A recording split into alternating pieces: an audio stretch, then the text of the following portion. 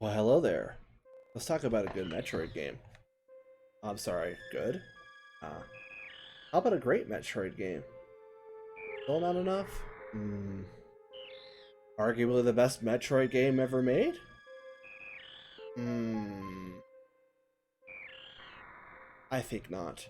I think this is the game that single-handedly created the Metroidvania genre. Super Metroid. Can I just say I love this introduction? This is so good. I might cut the banner for now, but we'll see if it gets too much in the way. It's gonna be in the way of the missiles and stuff. Get started. I think I have some stuff on here already. Nope, I actually have no data, so this is good. We're gonna get a fresh start. If I'm gonna delete anything.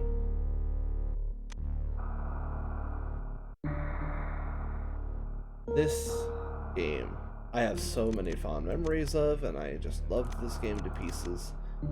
We're getting ready for an October launch of Metroid Dread, so and we've been continuing the Metroid series for a little while, so let's go ahead and just do this one now. We're gonna do a new game. We're gonna leave the text normal. Let's see. Hey, you can change which button is your shoot button. It's worth noting that all of this is here, and I'm just going to leave this here because this is what I'm used to. You can change the buttons in any way you want. I'm personally not used to any other way but the default right now, so that's just how it is. Special settings. You can actually turn icon cancel as auto. I'm not sure what that does specifically because I've never actually done it. Moonwalk, shot hold, and then you can actually move to the back and forth. I'm gonna go ahead and just leave it off. It kind of messes me up if I don't do it that way. Basically, you can walk backward, sort of a thing, at a very slow pace. Let's get started. Volume's a little loud. The last Metroid is in captivity. The Just gonna galaxy pause for a is second, at peace. but I wanted to turn the volume down. This introduction will tell us everything that we've already seen from the previous Metroid games at this point, with one of the best background soundtracks ever. Basically, we battled the Metroids on Zebes and defeated Mother Brain. That was Metroid 1.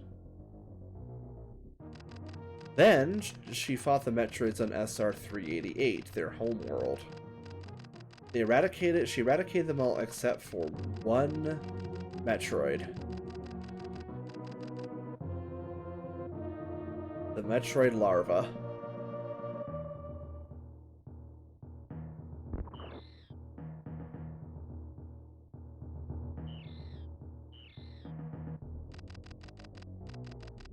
This is where the story continues. She personally delivers it to a galactic research station at Ceres, so scientists can study its energy producing qualities. Energy draining and producing qualities. Wow, she is tall. Scientists' findings were astounding. They discovered that the powers of the Metroid might be harnessed for good if civilization. Well, that's a good thing. That means that we are actually getting somewhere. Satisfied at all. So yeah, I'm gonna just pause for a minute and take down the header and stuff. Oops, I want that gone too. That's the webcam model. But I had hardly gone beyond the asteroid belt when I picked up a distress signal from Ceres Station. I guess it was too good to last. Let the adventure begin. Now, bear in mind that this was back in '94, I think. So all of the stuff that we're about to see that basically constitutes a pretty much classic Metroidvania genre came from this game. First of all, very, very movable. Oops. Harder to do that fall than you'd think. I apologize if I do some stuff that's kind of just like speedrun tactics. I've done a lot of little things. Because like arm pumping, what I'm doing there moves you forward a pixel every time you do it, so if you do it enough, it actually makes you go really quick. But yeah, I'll get into the meat of the stuff in a little bit. We're gonna go race to get the baby Metroid. Hey guy, come on, let's go. Huh? I can't pick you up. Do I shoot the casing? What do I do? Alright, what do I do? Oh. What? Uh-oh! That's not good. Excuse me, what are you doing here already? Yeah, Ridley's gonna just come and fight us. You know. Just completely out of nowhere. Gonna come toe-to-toe with Ridley here. It is possible to beat him here. The obviously faster way to do it is actually to take damage. You can't not die in this fight. The game doesn't let you.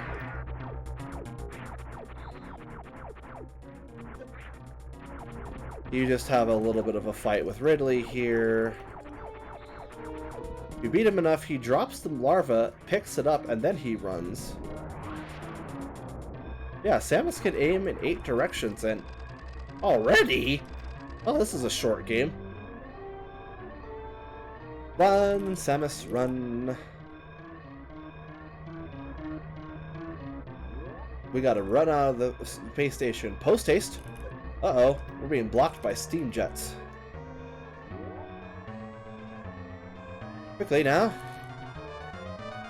Oh, I didn't do that right. Oh well. What I'm gonna go do here is a staple of a lot of Metroidvanias now. Wall jumping.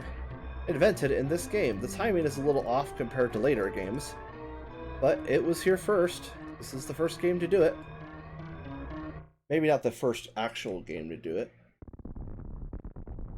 Now, let's see if that helps. I had my volume up way high. Well, so he escaped with the beat. We're going back to Zebes, everybody. Because that's where we're tracking him to, I'm guessing. We're going back to the beginning where this all started. We didn't blow the whole planet up last time. I guess they managed to make their base here again without anybody noticing.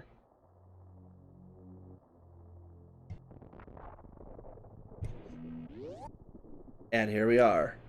Cold, desolate planet. The graphics have really got an upgrade since the actual Metroid 1. You can see the mountains in the background, the terrain in the far distance. And this is a totally different introduction. I mean, this looks the same as in Metroid Zero Mission, sort of, but the terrain is all different. It's all been changed. There's a door over here. Well, haven't we been here before? Why, yes, we have at one time.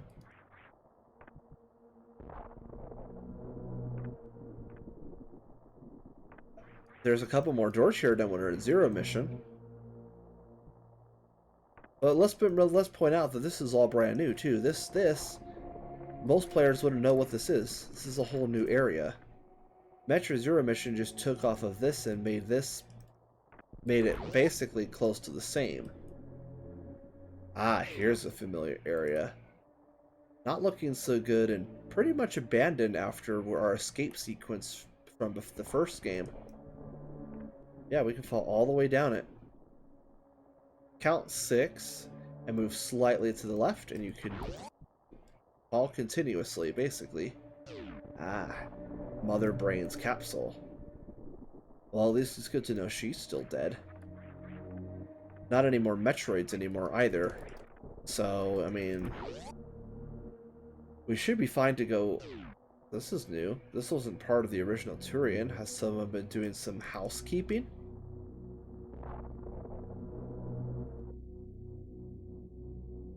Has the terrain shifted that much? Well, apparently it must have.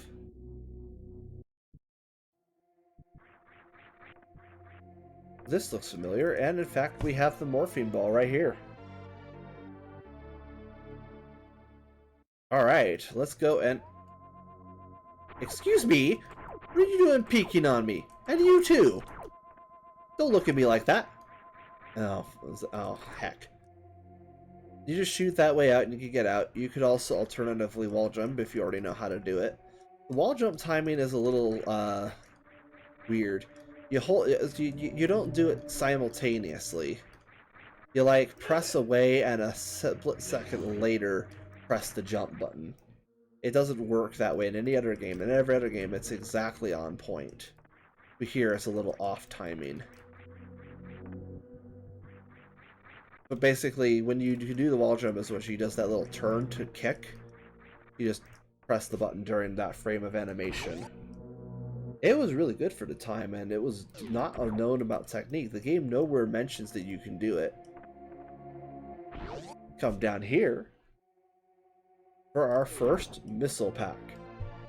Now, I will give my criticism about this game, being that this game, every time you pick up an item expansion, the music resets, and you have to hear the item get jingle, the same one every time for all 100 items in this game. Oh well, such is the way it is, right? Let's head back out. 5 missiles to a door, same as before. Metroid Zero Mission was one of the ones, the only ones to really include that you didn't have to do that. Little thing I just did there, I'll explain better when it becomes more prevalent. You can morph in a way that you retain your sprint speed.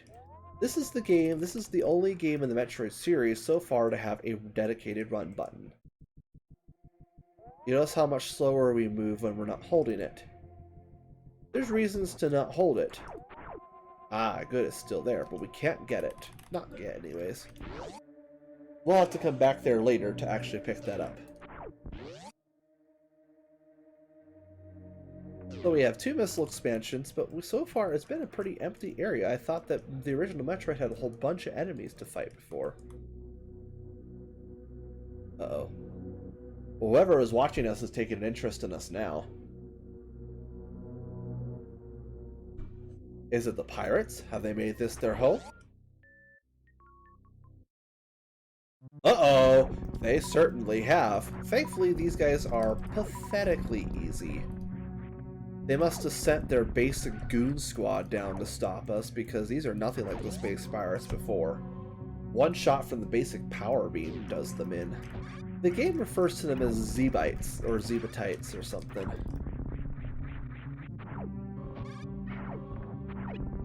But yeah, if you're good at the wall jump, you can climb up the shaft pretty comfortably. That is the first time I've ever gotten that particular enemy on the climb up, by the way. I really am happy I got that.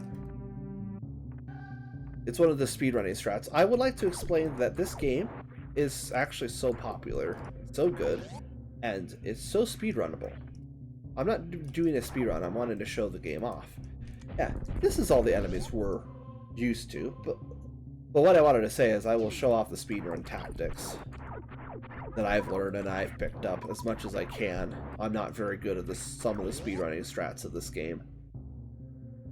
Here we go, and we get the first new thing that is been a staple now because I've played Zero Mission and AM2R, but this was the first game that introduced these bad boys. Say, map stations. You'll notice that the items are laid out in the dots. However, there are no circles to tell you whether you've picked them up or not. Plus, like the other games, the hidden areas aren't going to show up on the default map. So you have to do some exploring on your own, and you have to explore to find the map station in the first place. So here. Ooh, spooky. Oh, we need our morph ball bombs to do that. We don't have those yet. I wonder where we're gonna find them. I hope soon. Kind of a staple. This is also the first game to introduce morph ball jumping. Infinite morph ball jumping, I should say. I think Metroid 2 you could do it, but this is the first game that you really can do it. Save station. I love that animation. That's probably one of my favorite save station animations right there. Nice, classy, definitely 90s. Once again, invulnerable, same as before. Although not entirely. We'll get weapons later that can kill them. Fall down here. Ooh. Find more annoying bug things. We'll open a missile door. Go back and get yourself some missiles. Hop on through. Hey, it's another Chozo statue. Oh, the door's remaining open for some reason. Oh, I'm sure it's nothing.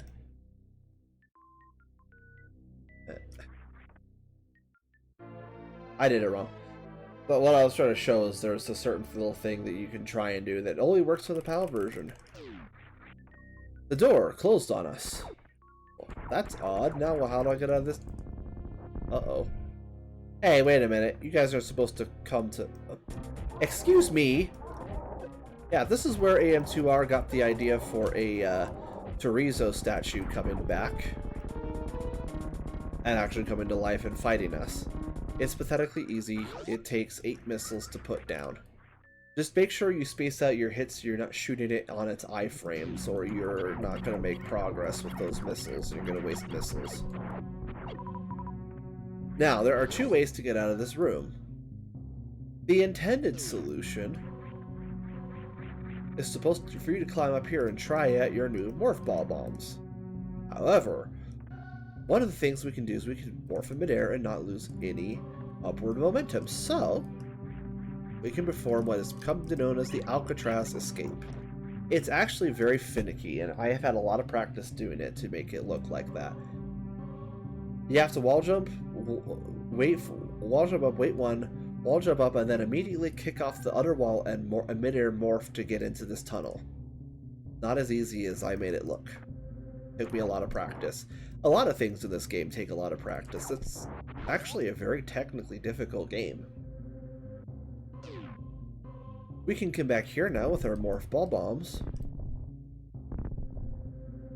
Blow open these blocks. And find another missile pack. We're up to 15 of these bad boys now. Quite excellent. Fast way to get back without having to bomb anything is there's a little morph ball tunnel hidden in the blocks right here. Roll back on through, go through the fallout blocks. Those were introduced in this game too. And we can proceed forward.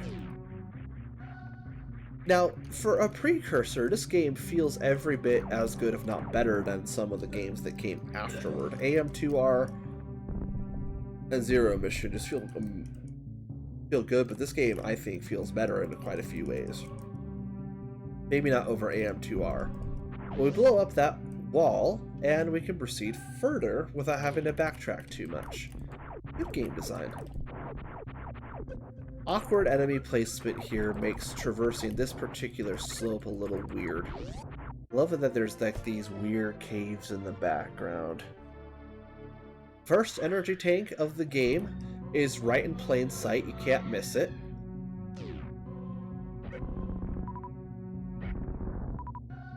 These guys cannot be killed with the basic beam. You actually have to shoot them with missiles for the time being. Here's another pink door. It must be something important. Huh. This is an odd looking place, isn't it? What's this? Oh. Well, I can see Kraid looking about as... He actually looks a little bigger than I remember. Ridley I recognize too, but who are these other two? I guess this must be the statue room. And indeed it is. We have 4 bosses to beat before we can proceed to the final area of the game down there. Let's get to it. We know our goal. If we're gonna get the baby Metroid back, we're gonna have to beat all 4. D-pad is a little finicky. I keep accidentally diagonal aiming when I'm not intending to. One little thing. Yeah, you can if you morph on top of these things at the same time as you touch down on them, you go right through them. I don't know exactly why that happens, but yeah, that's a thing. That's definitely a thing. So, these things spit out little spores that you can blow up. They spit out a finite amount, you blow them all up, you can get a lot of supplies that way. They're basically resupply beacons. Now we're going to go back into another area of Brinstar. Brinstar has really expanded out now.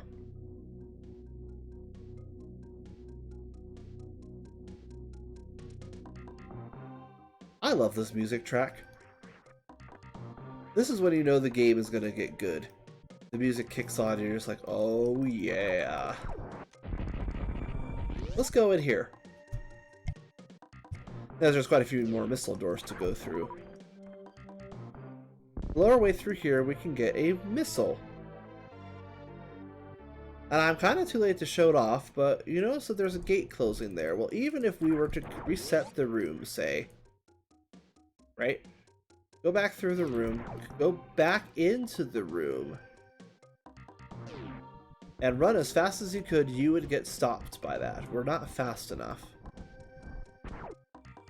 However, there is a way to do stuff here really early. I'm going to show off because I love doing this every playthrough. If you are running, right, and you aim down, you can morph as soon as you hit the ground. If you morph too soon,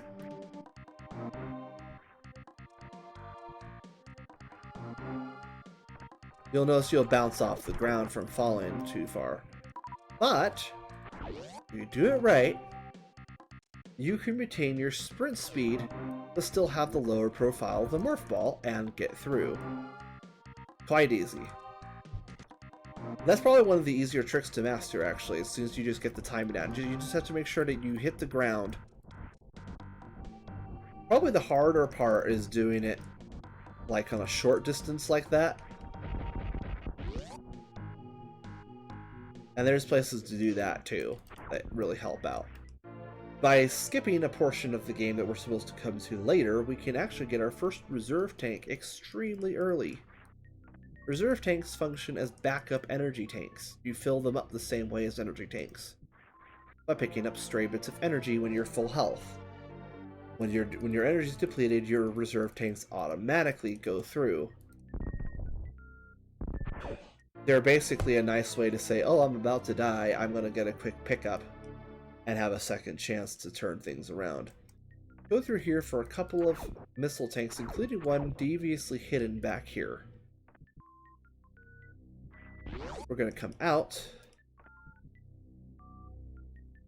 Now, you can do this one of two ways. You can either quick morph and a quick mock ball and go all the way back through there, or you can climb up here. This is how you're supposed to do it if you're already over here. Dumb zoomers. I think that, well, actually, I don't know what the flying guys are called. I just know they're annoying. And we get something we're really not supposed to have at this point in the game. Part of the reason that a lot of people really like this game is because you can do what is known as sequence breaking.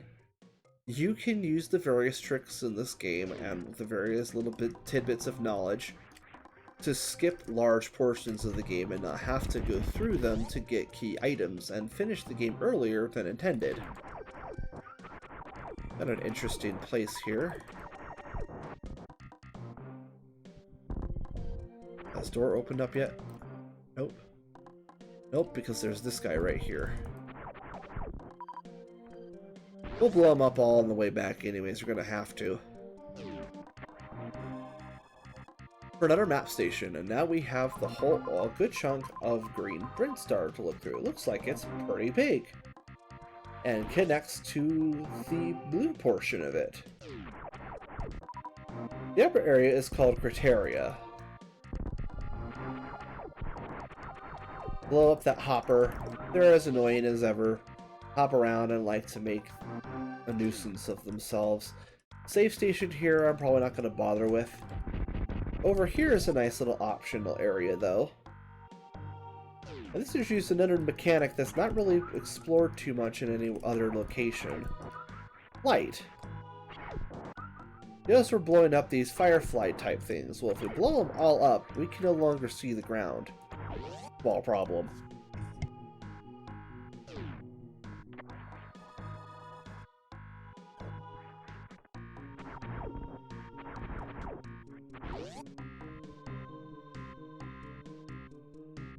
they were first introduced in the original Game Boy version. I don't know how long that was muted for. Hopefully not too long. That's gonna be awkward if I was muted for a long time. I don't know what all I missed. I didn't realize I was muted. Whoops. But yeah, lots of cool stuff here. Go through this door, and we can actually make our way forward into another new area. Pink Burn Star. Why is it pink? I don't know. Subterranean nonsense and plant life and stuff. Other wall. Gotta kind of excavate our way through. A little bit of a stop in the action. Keep racing forward. Keep this little area in mind. You blow up the blocks and it shows speed booster blocks. Yeah, this was in this game. And this is probably the best speed booster thing ever. Now, I would normally do this all out of order. But today, I'm actually going to show off a boss that doesn't get enough screen time normally. Unless you're a... especially not once you know the trick to bypassing it. Over here is the save station you can use if you want. You just bomb open that little wall and you go right on through. I'll also fight the guy fair just because, you know, I have supers you're not supposed to have, according to the game's logic, so he's pretty easy if you have supers. You can also exit the arena if you wanted at this point. Welcome to Spore Spawn. This poor guy doesn't ever get screen time by speedrunners because it's just so much easier to just skip by him unless you're doing a Spore Spawn percent. He takes a while. He takes his time. You have to wait for him to open up. Like that. And then fire missiles. Some ROM hacks, and I'll get into that later, have made this fight a lot more interesting. I have a lot of drainage today. What's going on?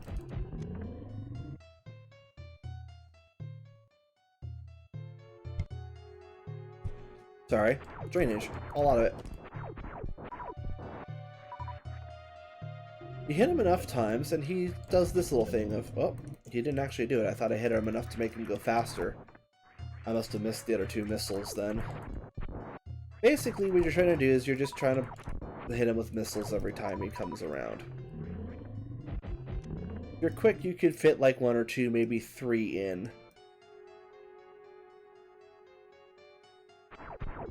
Now he's faster now, but he's not exactly hard to dodge. I missed 2 missiles, so that really slows things down. Shoot the spores, they refill your missiles and your energy. This guy's really easy boss fight. Nothing really to write home about. He went faster, and so I missed my last hit. He's at 1 hit left. And of course he denied me that because he still wants his screen time. Alright, I gave you a lot of screen time already, you filthy hog. Now just die already. Spore Spawn. He's pretty easy. Another little introductory boss to get you used to the movement of the game. There's actually quite a few mini-bosses in this game, and a couple are more annoying than others. We fall all the way down. That's a long fall. We get our what was supposed to be our very first super missiles. Of course, I just picked them up while I was there. Let's move on. So how are we going to get out of this area? Well, by using our, supposedly, newfound super missiles. Green doors are now openable. We hadn't really seen any before this point, but now we can open them. Oh, well, here's another block to bomb. Oh, it's not. Super missile block. Let's go up. There was something I wanted to get. Not in here. We don't have any way to get in there. Those orange doors are like the yellow doors in Zero Mission, only openable by power bombs. Wall jump up here for a nice, easy pick of a missile. Easy. You notice we have blocks up there. Well, we haven't really experimented with anything like that before. Huh. What are those blocks for? Well, we'll find out. This is the game. This is the first and only game to really work with those blocks outside of a recent iteration, which is kind of sad, right? Because there's a really fun mechanic. Grab another missile down there, roll down here, we get our charge beam. Now, I don't use the charge beam as much except for boss fights, and we'll see why when we get to them.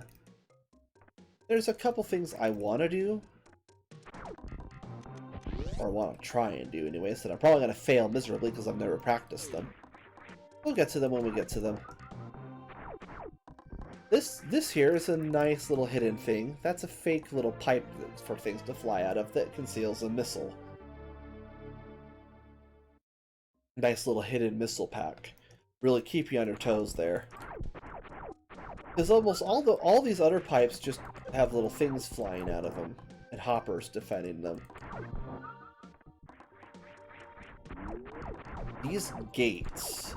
These gates. These gates are interesting.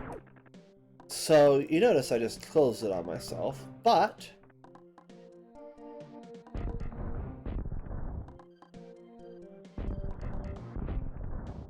I'm terrible at this particular trick.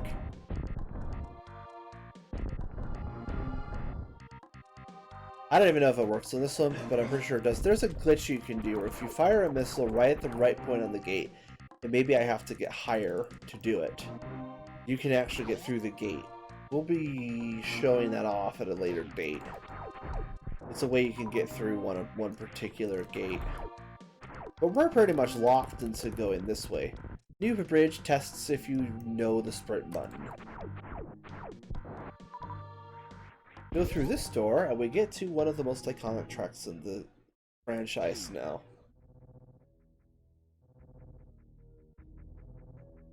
Nice place. Why is that all glowing purple? Is this a reactor?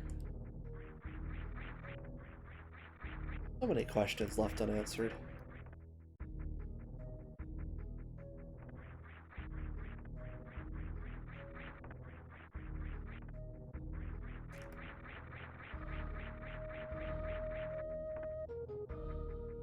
I love this track. Red Brinstar is one of my favorite Metroid tracks, and it's a lot of people's favorite, I've noticed, because it's been remixed a lot of places in the Metroid franchise. Oh, power bomb blocks. We already have those. This is the game that introduced them, actually. To make progress, we just have to go down here. Fall on down. But we can't get back up very easily, even if we have good wall jumping skills, because that's simply too far to reach with our current jump. Go through here and we get the other thing that was introduced to Metroid 2 for the Game Boy, an energy recharge station. Invaluable, friends. They recharge your base energy to full, but they do nothing for your reserve tanks, if I recall right. A little bit of platforming. These guys are jerks.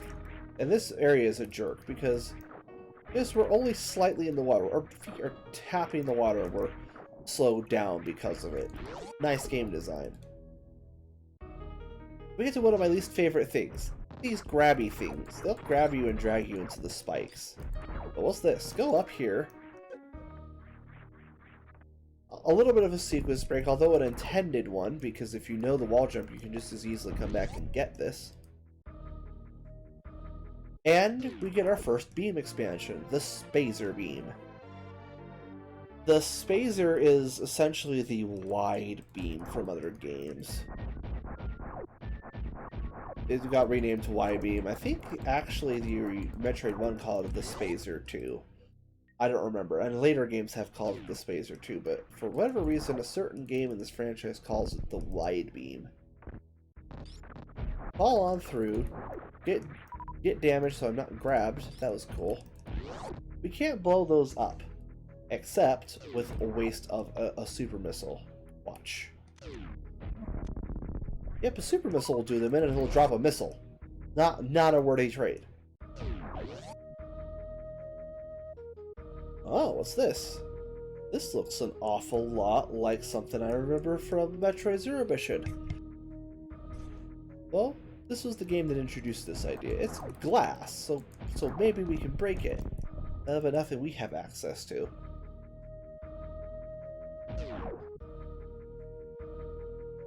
Okay, a little bit of sequence breaking here. This is a rude trick. The wall is made of super missile blocks. And this is how we get to the first boss. Kraid. Even looks like him from Metroid Zero Mission. That's because Metroid Zero Mission borrowed this graphic. An inactive door. That's a first. Well, we'll see what we can do with it later if it opens up at any point.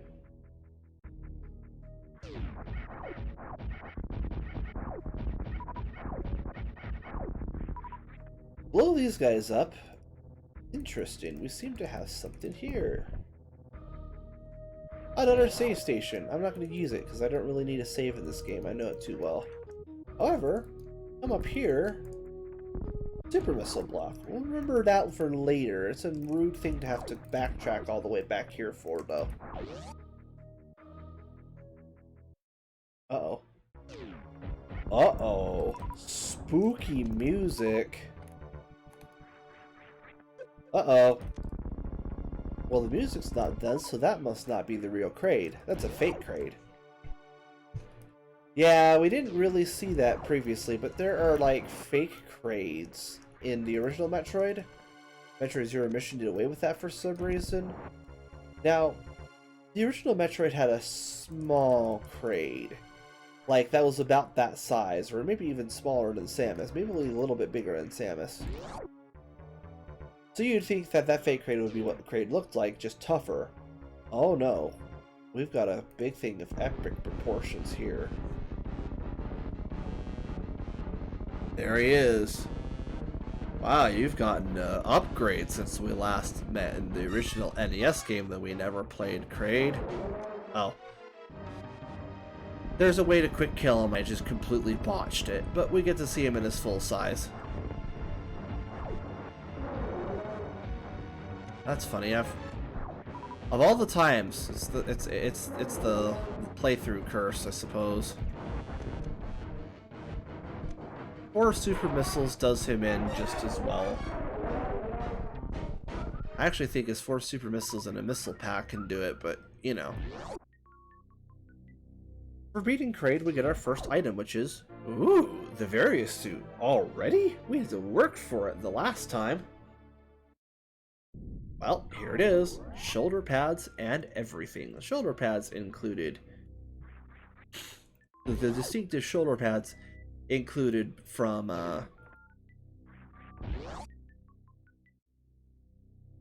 Metroid 2 for the Game Boy. That's what I was trying to say.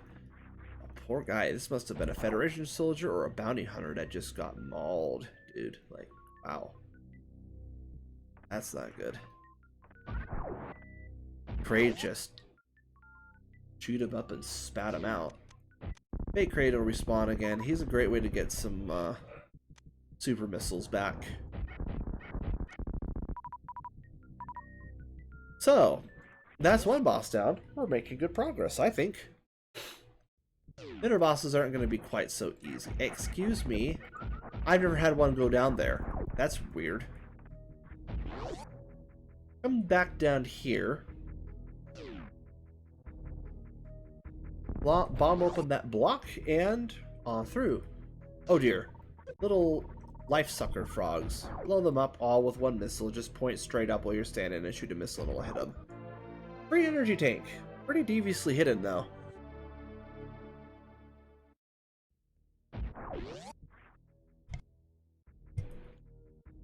But yeah, we're making good progress.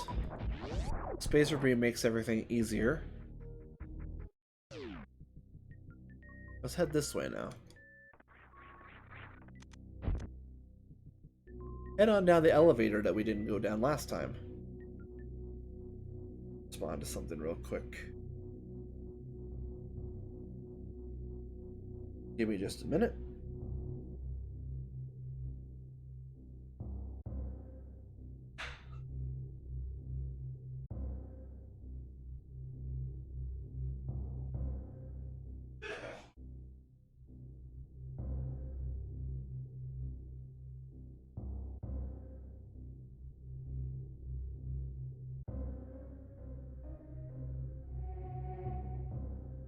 Okay. Now let's come back. So here we are. This is Norfair. Odd. The music is more atmospheric than before. It's not as ominous and cool as it was. Now it's pretty atmospheric instead.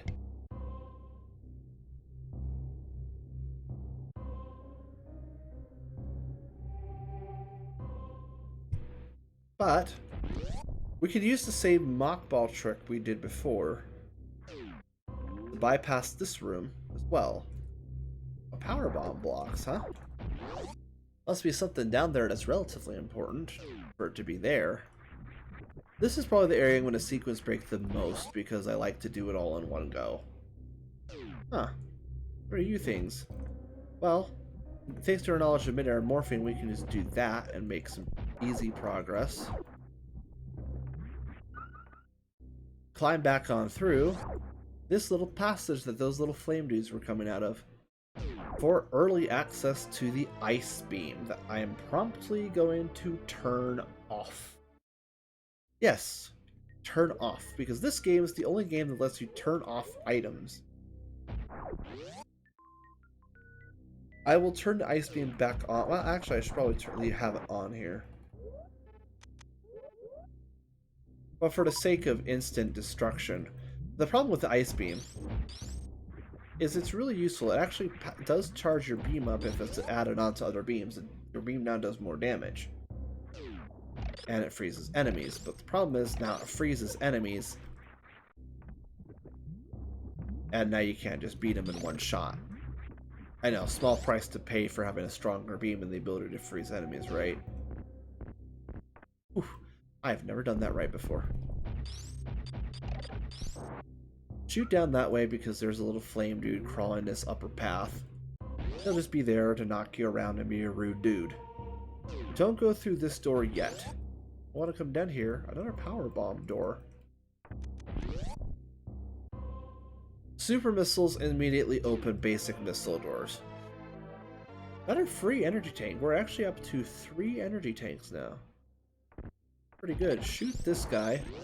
Open up the door. Now once you open up a door that's previously locked due to enemies like that, it stays open. You don't have to shoot the enemies again. Which is nice.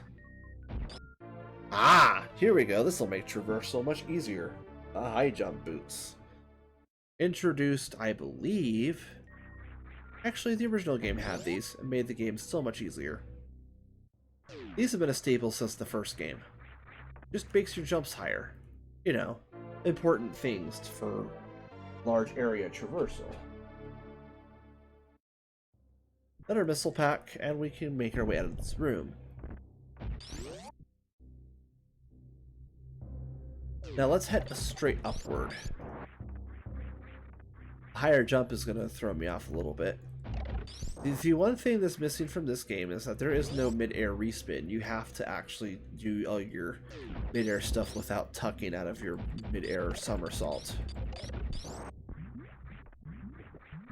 Up here, now we're into an area that if we didn't have the very suit, we would be taking heat damage. The heat damage in this game ticks pretty bad too. It's pretty harsh. Now, there's nothing to indicate that this is here. Take a small dip in the lava, which ticks for pretty bad, but it's not horrible. And grab yourself a missile, hidden in the lava. How rude.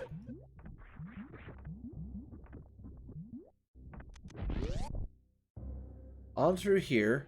Now, we can morph ball through. Even if we miss a mock ball like I did there, we can morph ball through until the lava starts to chew on us, basically. These guys are as annoying as they were in Metroid Zero Mission. They like to come up and spit things at you and just be a general nuisance. Save station here if you need it, which once again I'm electing not to take. A well-placed set of wall jumps here with the high jump boots will get us to this area. With another missile pack. And that's all there is, just a missile pack. You notice we're back in the green bubble room. Yeah, they're there again. Weird little landscape. Oh, shoot this out and tuck into a morph ball. And we get another room. Because the beam isn't killing them. 3 missiles will take them out just fine, though. Or... oh, wow, not even charge beam will do it. Only missiles will. Okay. Now we're going to have to ask that little dude vacate his platform, because we kind of need it. Why? You'll find out. We get our second reserve tank up here. This is actually also earlier than you're supposed to get this reserve tank, too. And we can shoot this out. Sneaky placement, by the way. Shoot a platform to get another missile. Very tricky placement. There's lots of little tricky placements in this game for 100% item completion that you have to negotiate around. It's kind of rude, actually. It makes sense that it would be that way. Now, for the sake of showing off, I'm not going to sequence break that area too bad. This area as bad as it would normally. We're going to come over here and we're going to do this the long way, because it'll show us around Norfair a little bit. You can just shoot these blocks out. These guys you can kill with super missiles, and they generally drop a super missile in return. Shoot a missile, destroy an enemy, and get another super missile. Worthwhile trade.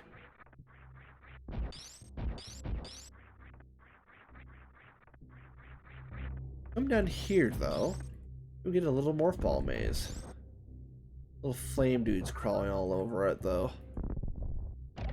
Samus must be here to do some pest extermination or something. Is that what they think? Oh well, head down here. Here is a nice little enemy recharge room. These enemies come out. If you shoot them all, they all die at once while they're together, and they all drop items. Like we're at 70 missiles and 10 super missiles, 2 reserve tanks, and 3 energy tanks. Essentially 5 energy tanks. That's actually really good. These little things like to come out of the lava and spit hot fire at you. Interesting place. Let's come down here and show this off. We'll be coming back here later. Ah, well that's interesting. Different architecture. Looks like Ridley stuff. Huh. I bet that's where he is, but we can't do anything there. Even if we get the power bombs, we can't. Uh-oh. Uh-oh, the lava's rising. Race the lava. Race the lava. The lava goes so slow, you really have no reason to worry unless you're just taking your sweet time. This is an interesting night room idea. You can ride these little guys. Hop off of them. Dunk in the lava. This one is a little trickier. You want to wait for him to start going and then land on him because he starts dipping. Dude must have a weak thruster. These weird seahorse enemies will pop up out of the ground and try and put a stop to whatever your plans are for today. I call them rude dudes. They're not very weak to the beam, but one missile puts them out of commission. Let's come up here first, before I sequence break the rest of this area. This is where you're supposed to go, and this is how you're supposed to get there. Come up through here, and you'll notice, oh, just some green dudes hanging from the ceiling. Oh, you go up to shoot them, and you reveal this little area. Nice. Good game design. Hold down the run button and just start running. Huh. A lot of running. I wonder what this means. Must be something to make us go faster, right? Grab this missile from up here and open up the door wayward. Door onward. Wayward. Onward. I don't know.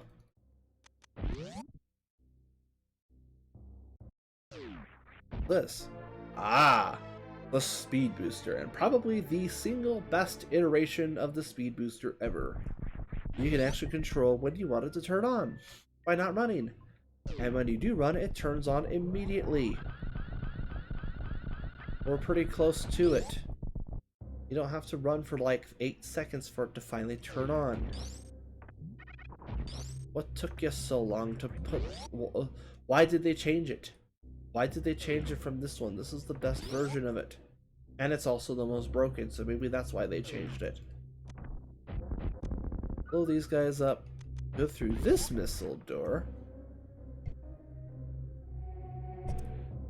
and we can proceed on through. Hop these platforms. Now, you're supposed to have another item to progress here. Same thing for the other blocks. But, with a good jump and a nicely placed wall jump, you can just make it right over here for a new beam. Wow. Isn't that all of them? Besides plasma? That's really good. We now have our close to our strongest beam.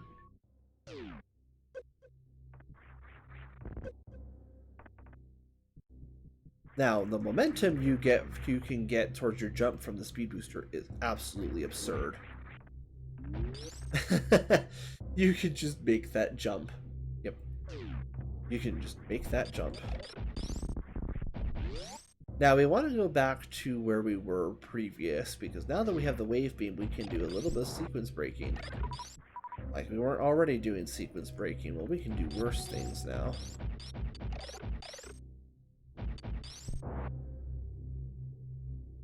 Lay the Morphball bomb, please. Good grief. Alright, let's go through this way now. What's through here? Well, let's find out.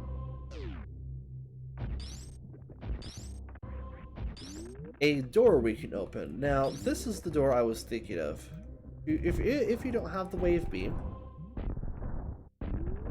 and you do it just right, it's a little finicky. Basically, let me see if I can show it again. You want to be just outside of its range and jump up into it.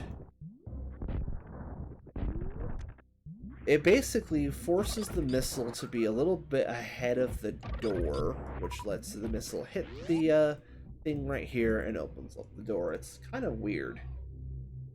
There's another such trick that I'll show off that you can use to open a gate that's similar to it if you want an item early as well. Energy recharge room right there. We'll just move on from it. We don't need it because we're gonna get into something a little... We already have the stuff we need. Careful when dropping down this. You want to have good resources because... Meet Crocomire.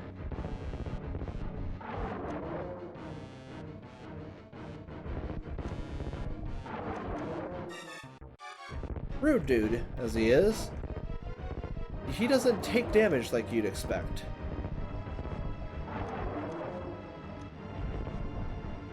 Instead, what we're doing is we're knocking him backward. I'm gonna see if I can't get a couple super missiles. Oh wow, he just ate 2 of my super missiles, 3 of my super missiles. Super missiles send him back three paces. Normal missiles send him back 1 pace. Hop across the acid while he's sinking into it. We can avoid watching him basically melt. And get ourselves a free energy tank once again. The acid doesn't do enough to stop us too much. Uh-oh, we get back in time to see... Ugh, that's gruesome. Uh-oh, he's still alive? Do we have a phase 2, or we gotta knock him the other way? Uh-oh, those are spikes. Uh-oh.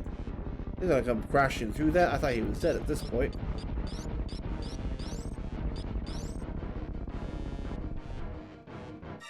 Dodge him? Uh-oh. Oh.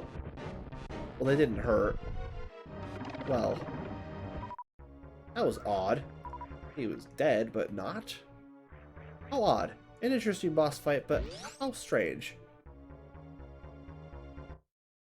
Huh. Okay. Well, let's see. Recharge room down here. Here's a fun little sequence break you can do with your momentum from the, speed booster. From right up here, I guess something we're not supposed to have yet. The power bombs. Interesting. Very interesting to have them here. Well, we're already accomplishing a great deal of things, and we haven't even really started. We're, what, not even an hour in? We're not at the halfway point. That's a little later. We're finishing a lot of stuff that would otherwise we would have to backtrack for, which is important. Wait for the acid to go down. Another strange thing this game has is damage boosting. If you touch something and you hold the direction you're getting knocked back toward and the jump button at the same time, you do something like that. There are different trajectories of knockback, according to speedrun experts, based on what frame you push the jump button on. Don't ask me, I don't know. I just know from what I've been told. This game is a weird game, but it's a good game. We're gonna head on through, drop on down here. We're gonna get our first example of a speed booster assisted jump. Oh, first of all, you want to do the speed boost assisted jump, and then hang back, but not too hard, and you know, at the right time. I'm doing it all wrong at the moment. Wall jump, and we get a missile pack. There's another way to get it too, but I'll show that off in a little bit. What you're supposed to do is you're supposed to speed boost and then leap the distance. Look at that majestic leap. And we get, what's this? Grappling beam? Oh, so that's where her thing in Smash Brothers comes from. You wouldn't have known it by AM2R or Metroid 2, or if you played Samus Returns, you would know, but not even Metroid Zero Mission has it. Yeah, Metroid Fusion and Metroid Zero Mission, neither of them have this bad boy. Use a little electrical beam. You can grab things like this guy, and then you can swing. It's really quite intuitive. Let's explore the little test chambers made for this thing. Yep, those blocks are what you use the grapple beam on. You can just hop that with a well-placed jump. No need for grapple beam there. Come up here. Make sure you actually have it equipped. Do light swing on over and hop on over. Here we'll have to use the grapple beam to actually... Another lesser known thing about the grapple beam, and I might as well show off, is it can grab items. Actually, it's a good way to get items from these guys. Blow them all up with the grapple beam. And then grab all the items at once. Swing across, and then do the same thing here. Ah, perfect. What I'm doing is I'm canceling the selection thing by hitting the Y button to get back quicker. Personally, I personally prefer the hold the button to trigger the missiles. By the way, down there's another save station.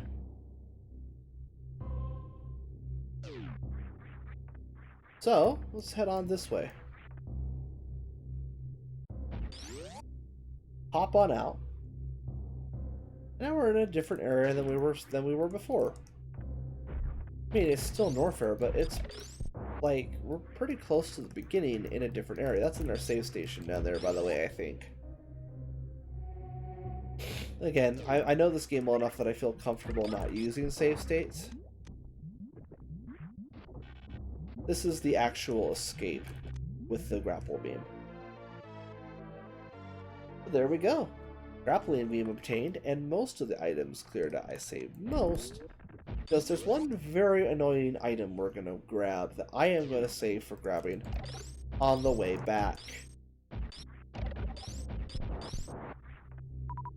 And I hope I remember it. We can open this up, actually, now that we have power bombs.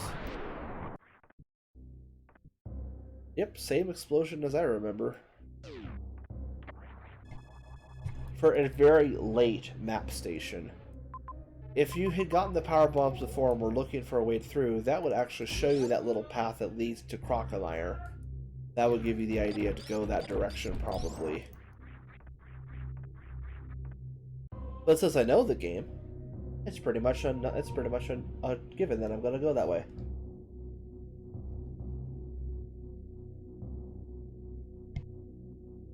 Sorry, 1 minute.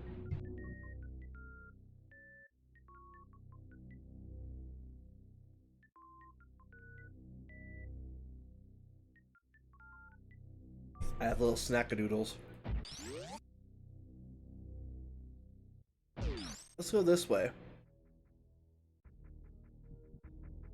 Nah, let's not blow it up yet. Yeah, you can blow that up with the power bomb, same as the Metroid Zero mission. Spoiler alert.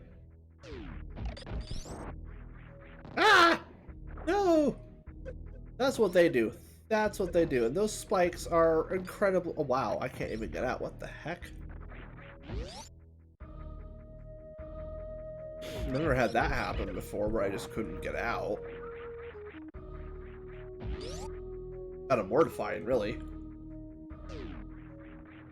Now, we can freeze these guys, which gives us platforms to stand on. Now, we have the grappling beam and the power bombs a little earlier than intended, but we have them.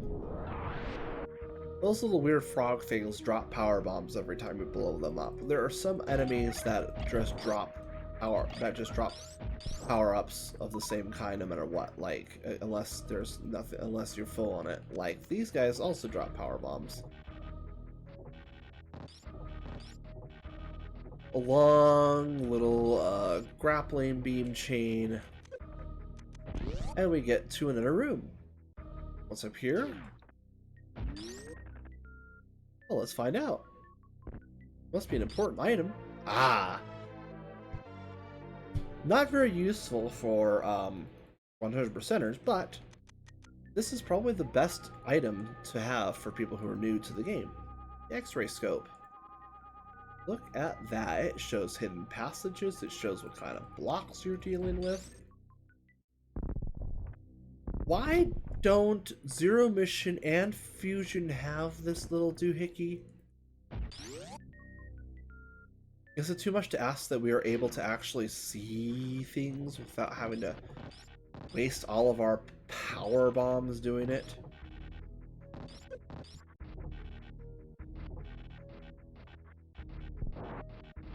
Interestingly, grappling beam doesn't seem to work on these guys. It just doesn't do anything to them. Anyways, we're back out. Now, remember how I had shown off a little area before while I was keeping silent for the music to play? That there was a little area we could go up that had more of those annoying guys. Well, let's go back up it. Let's go back up the red tower. Freeze that guy, or freeze them all at once and go up them that way. Open up that little area and we get to these areas. Those are not friendly flowers, by the way. Not at all friendly. Let me show you what happens if you fall on one. Ow! It's nomming on me. How rude. Carnivorous flowers. And you cannot get out of them until they're done. I've tried a lot. Here's where you would want the ice beam, though. Jumping past these guys without the ability to freeze them is kind of obnoxious. And here's where we're first supposed to find the power bombs. Awesome! Now, the game has the idea that you're going to get the power bomb and use it to see what happens and blow up this wall. Oh wow, another missile pack for just trying out an item. We are at 100 missiles. The cap is 250. No, it's not. It's actually not even that. This game only has a cap of 230 missiles, if I recall correctly. A little odd, considering that most games past it have 250 as the cap.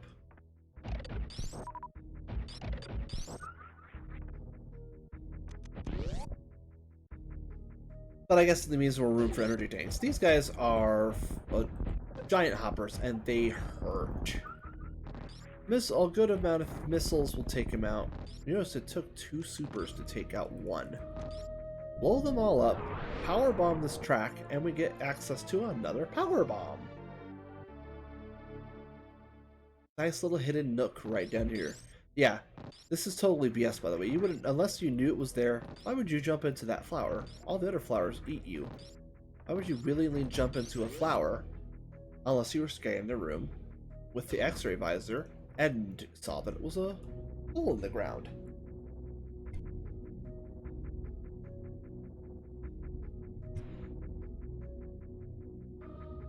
Now, we're getting to one of the other parts of the game that I personally enjoy.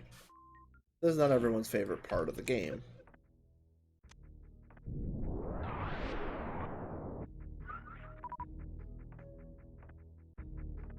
Come on, get up there. Stop clonking your head, silly girl. More key hunters. They're gonna go down really easy now.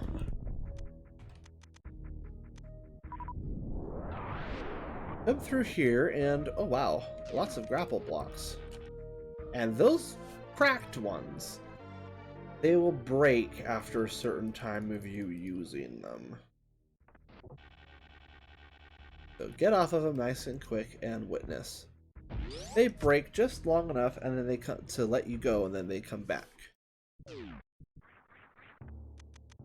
You're supposed to have the grapple beam at this point to make it through here.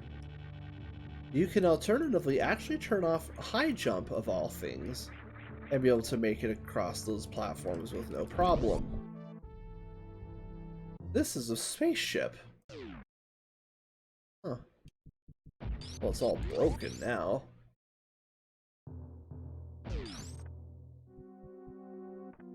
And here's a save station. But there's no power. We can't use it. There's been a couple ROM hacks that you turn off the power by beating the boss of this place, by the way. And that's just annoying. Oh! Ghosts! Oh, spooky! Real quick, blow this up. This actually is easier to get now. The spikes are apparently powered and don't hurt you. And obviously that conveyor belt also has to have power to run. But you notice, we can stand on the spikes just fine for some dumb reason. Don't ask me how that works, because I don't know. We can blow our way through the ground here.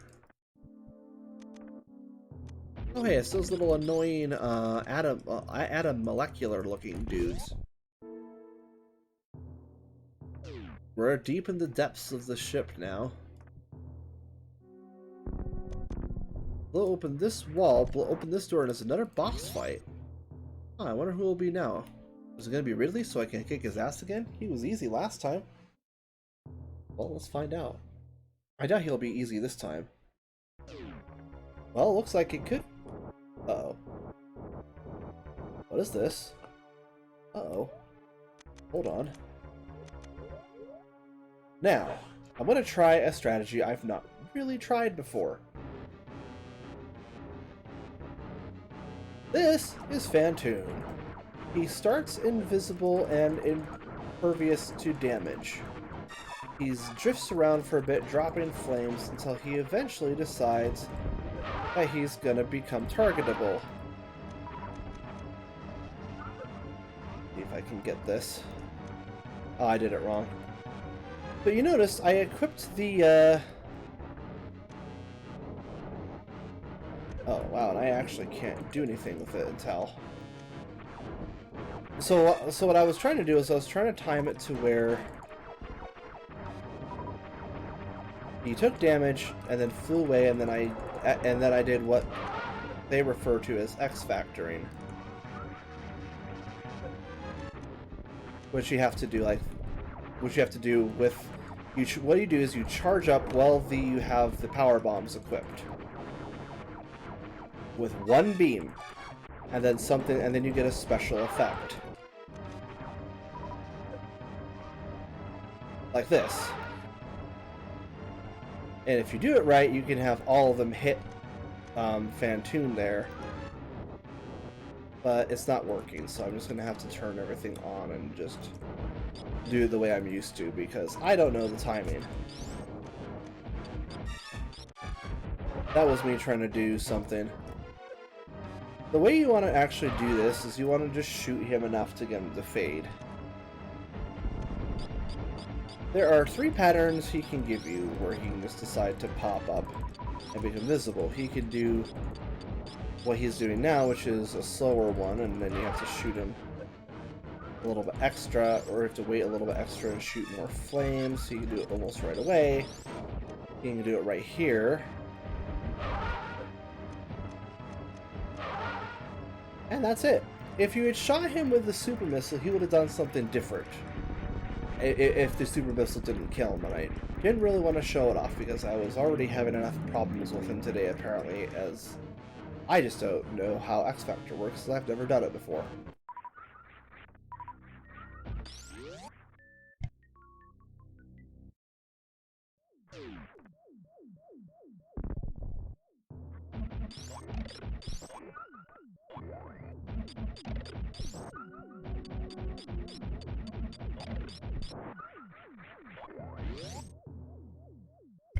Little molecular dudes are out to play, the boss is done, lights are on, the robots are on, and oh.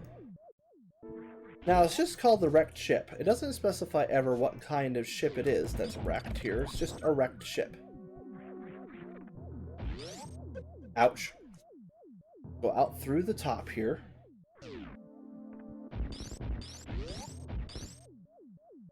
Morph ball bomb jump up, and we can go here for finally another super missile expansion.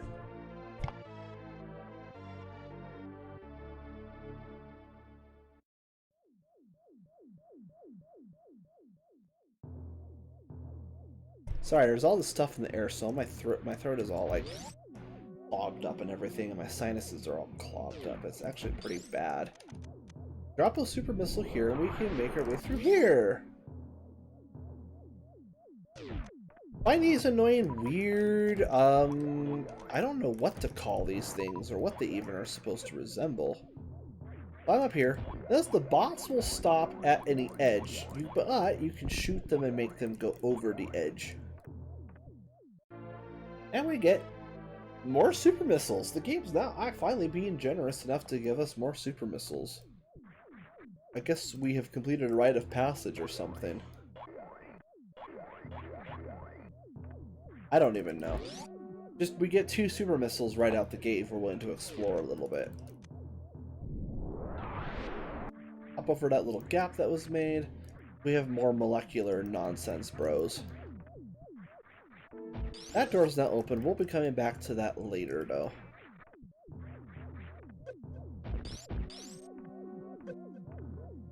Bros. Broskies?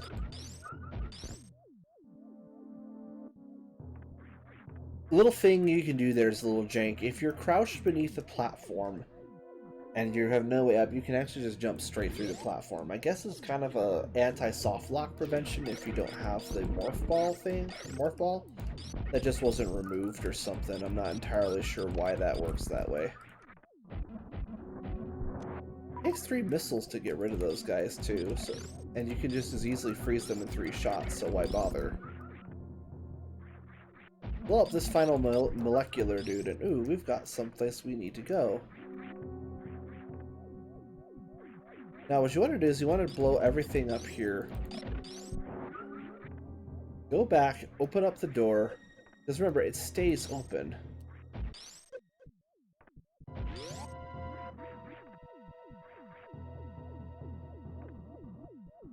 We're not going to have to ever go back down through that door once we're done up here.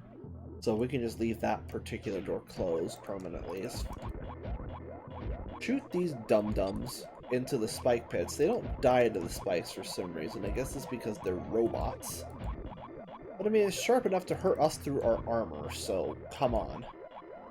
They should be taking quite a bit of damage, but I guess they are invulnerable, so they must be made of something tougher than our suit, which is why they're so slow and heavy. That makes sense. The electrical sparks from the open wiring are annoying to deal with, too. You can just kind of ply your way through. They don't give you enough trouble. They do a lot of damage, but you can kind of just ply your way through. And now, we get to outside the wrecked ship again. I think it's roughly around here we want to get a little higher. Yeah.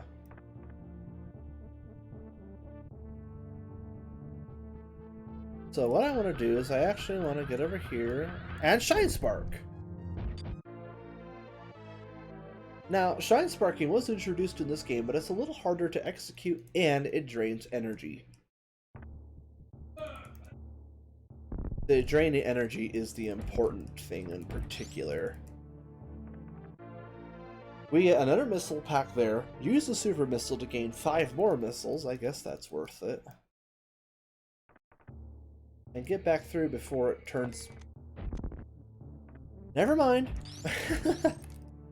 If you're fast enough, you can get back before it turns back into another super missile, making you waste 2 super missiles just to get 1 missile pack. Now the things we go through to do 100% completion in these games.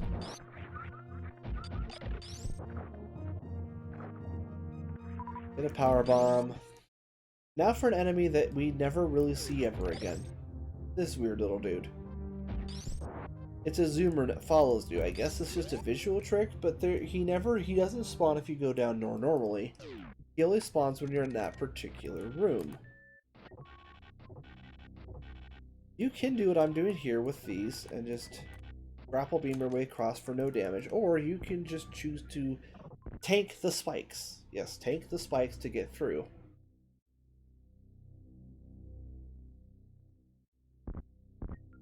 Why are you taking... Oh!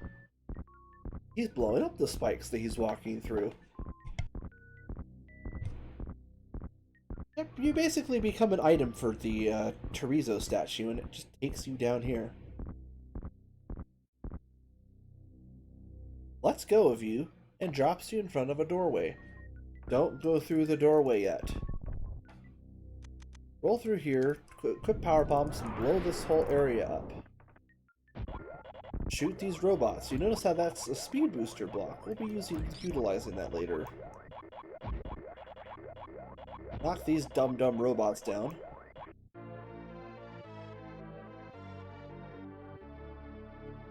Get another missile pack with the long, and then use another power bomb. And now start running. The conveyor belt will catch us and let us actually charge up for another Shine Spark. And we get our 3rd reserve tank. Ah, these are just... We already have almost all 4. Yep, there's only 4 reserve tanks in this game.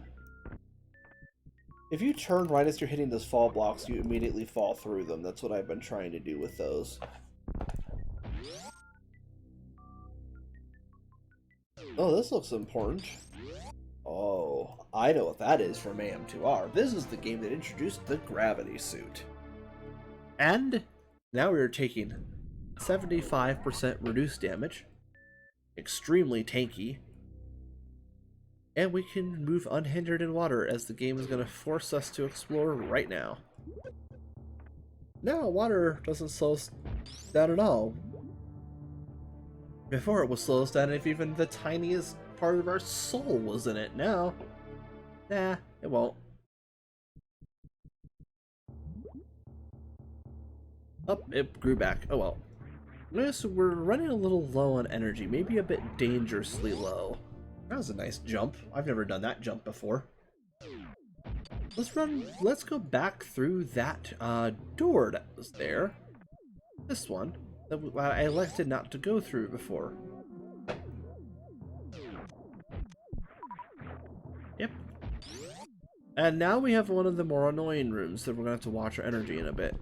You hop across these little spike platforms and try not to get impaled by the spikes on the floor and the ceiling. It's easier said than done. The gravity suit's reduced damage taken is such a boon, though.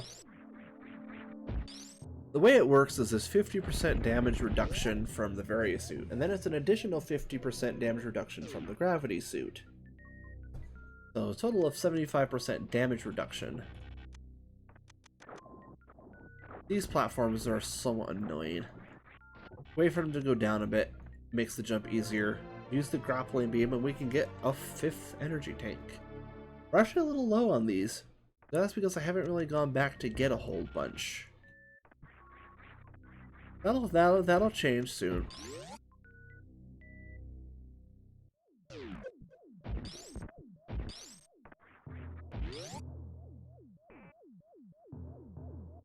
Don't worry about it. We'll fix it soon. Let's go this way. This is another area that I feel doesn't really get shown off because there's a million better ways to get right back to where we need to go now to make progress. Once again, the power of the momentum of the speed booster will carry us up for another handy dandy wall jump, and we can proceed down this way. Whee! Whee! More things to shoot in case you want to refill your ammunition. I don't feel like I have to. Ah, all the smoke in the air, man. I don't live in California, but we still have smoke in the air and it's driving me batty. Those crabs, by the way, hurt real bad. This is a pseudo maze. Thankfully, it does not very hard. You just come over here, shoot out this block, bomb out this block, and here we go. Easy. Maze completed. Find another power bomb door to open. Easy. Ah, what's down here? Welcome to the water area of the game, Meridia.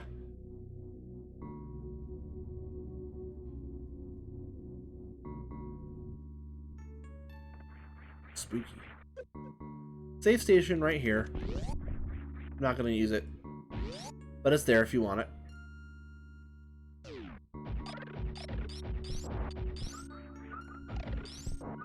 I love the soundtracks to these places. This one in particular has kind of grown on me as my more preferred of the two tracks. This just feels so ominous.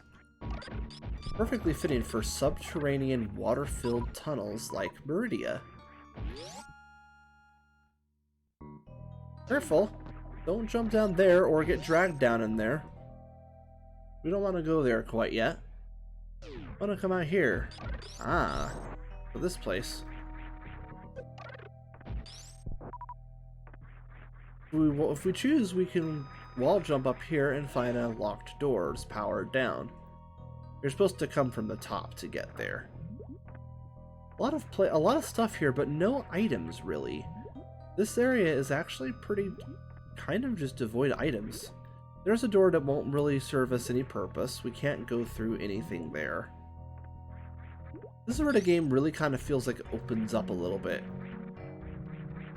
And you really have to explore your surroundings, really pick out details in order to move forward. Well, that's an ominous looking... What did I just see? I thought I saw a Metroid. I thought we were done with Metroids. Well, that's something to look forward to. Let's head this way. I think I can do this just fine. Ugh, these sand falls are killing our movement. Get out of the sand, and the sand itself doesn't make matters any easier either. The sand is very difficult to navigate. You basically have to spin jump your way to get out of it. It's really just an annoying hazard. Here's a nice little thing. Hit that particular little block and do a very well-placed, I said, jump up, and we can get up through here and deal with these loons. If you're unfortunate, they can knock you back down. I've had it happen before. Equip your power bombs. Roll in here. Drop a power bomb. This little guy.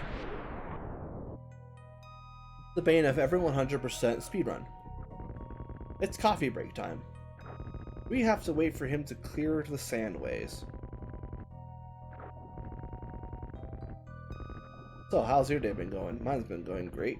I just bought Ratchet and Clank for the PS4. I want to get Rift Apart, but I don't have a PS5. And then there's still not one available.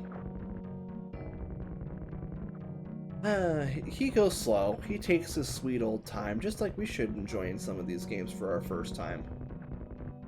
But for speedrunners, this is just like, come on, man, get a move on.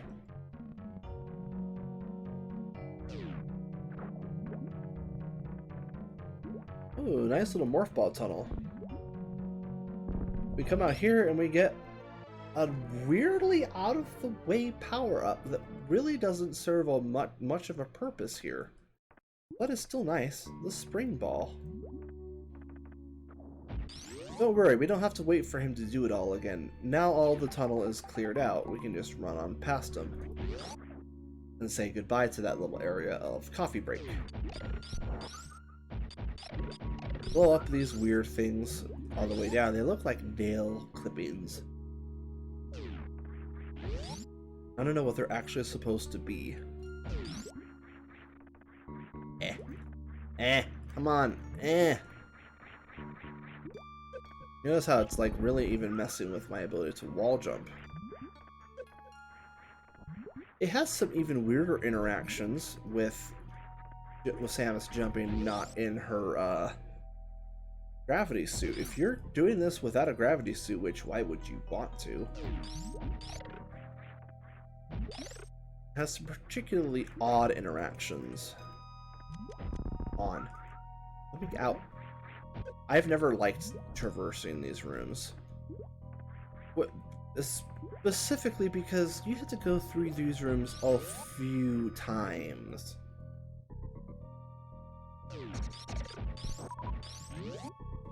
Alright, let's keep going. Oh, if they're crawling out of that hole, I want to see what's down there. There's another crab that comes crawling up. It's kind of annoying. And here is another map station. Let's use it. Whee! Map data accessed, and oh my word, this is a huge place. Not a lot of items, it looks like. Lots of big rooms. This is going to be hard to explore, I think. Oh, we're no longer in it. Hey, we're back in Red Bridstar. Are we back in Red Bridstar? Oh well. Whee! Now, remember that pipe that we was talking about earlier? Yeah, this one? We're back here. Let's blow this up. I said blow this up. Must not be... Oh! I had to take a step forward. Oh, see? I see how the game is. Now, here's a really mean puzzle to try and get. There's an item we can get here at the top of that tunnel, but we can only get it one way. Oh. Okay, I want to try this. That's not gonna work.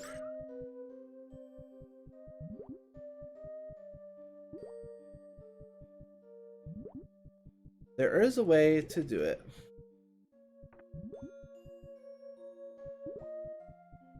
If you chart is so how the Shine Spark speed boost thing works is it checks to see if you're holding the run button on certain frames. Specifically, every time you see her back leg kick up is the one that's checking.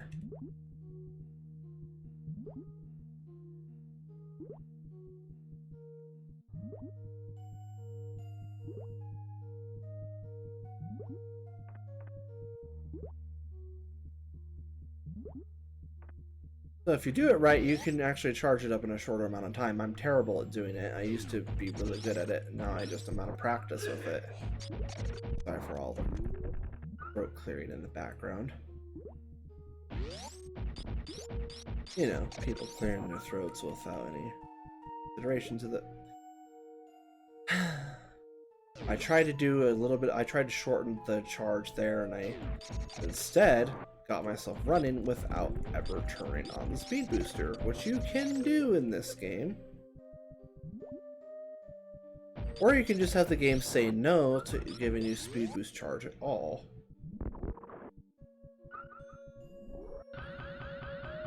Basically, we want to come out here, shoot this guy, stand on this tuft of grass, and go straight up. That's all I was trying to do, and it turned into quite the fiasco. Because we lost quite a bit of energy doing that, too. It's a risky maneuver, for sure.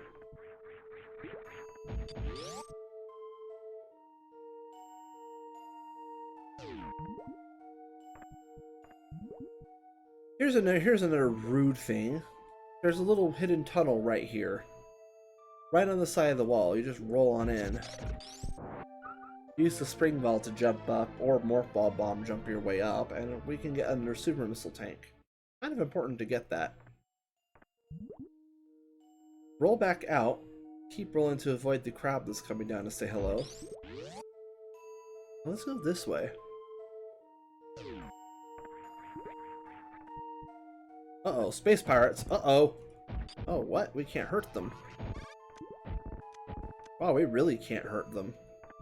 I guess we're just running. I guess they finally decided to send their A-team after us. Took them long enough. There's a couple of ways you can get to this particular set of items here. First way is just to do that. Now, here's a fun thing you can do to get this item right now. The little turtles down here. Shoot one of them, and then stand on Mama Turtle. Mama Turtle will go straight up. If you're standing on her. And if you're not bad at aiming the grapple beam, you could grapple beam this and swing all the way around it to get another energy tank. Had to make sure I wasn't just gonna swing away from it and fall all the way down. Now, Mama Turtle can only go so far, and she's gonna try and get rid of you for shooting one of her babies. That's understandable, but it had to be done. There is a pacifist way we can do that room 2 later that I'll talk about.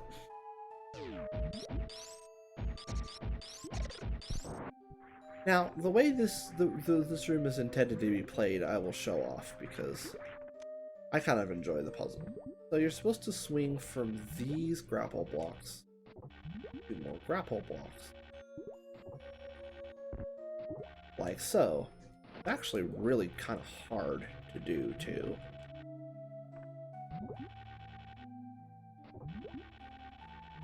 Takes some good timing, and it's very easy to fall down.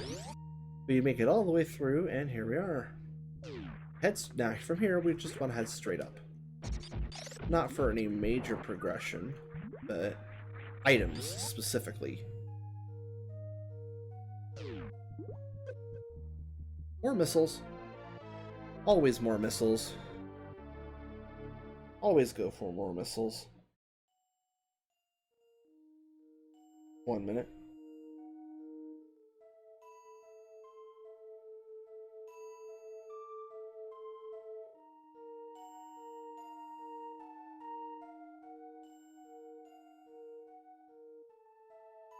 Okay, now let's proceed. Whee! Up we go. I love this game. This game I have spent way too long playing. I feel like this is probably like the 30th time through I'm completing this game.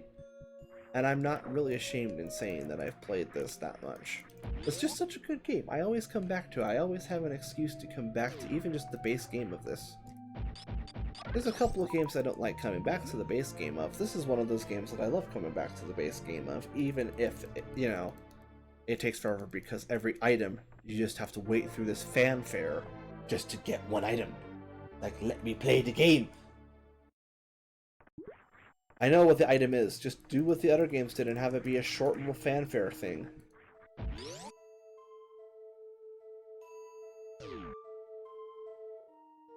Metroid Prime, I feel, did it the best. Where it was just a nice little dun dun dun dun dun, and then you moved on. That way, it still felt like, hey, I picked up an item, but it wasn't, you know, the long fanfare every single item. It really loses its charm after a little while, and major items don't feel as impactful. We're gonna go through here, and we're finally at another section of Meridia. Now we're back in the other main section of Meridia. weird little snail dudes. Giant spark up there. And we can get another set of missiles. And I believe a super missile. Tricky placement. But not too far out of the way. Not like a whole bunch of other things. I did that wrong. This area has a nice little knack of how you're supposed to explore it too. You can grab these grapple things, and it's basically like wall jump assists. If you're not very good at wall jumping, you can use those instead. Ah, Metroid! Metroids? Oh, those aren't Metroids. They go down too easy. Were they trying to recreate Metroids? I guess they would try, right? And they got them okay, but they're like pathetic. So I guess it's a good thing. Run through here. Speed booster turns on in time to get you through those walls, and we have another mini boss. This is Botwoon.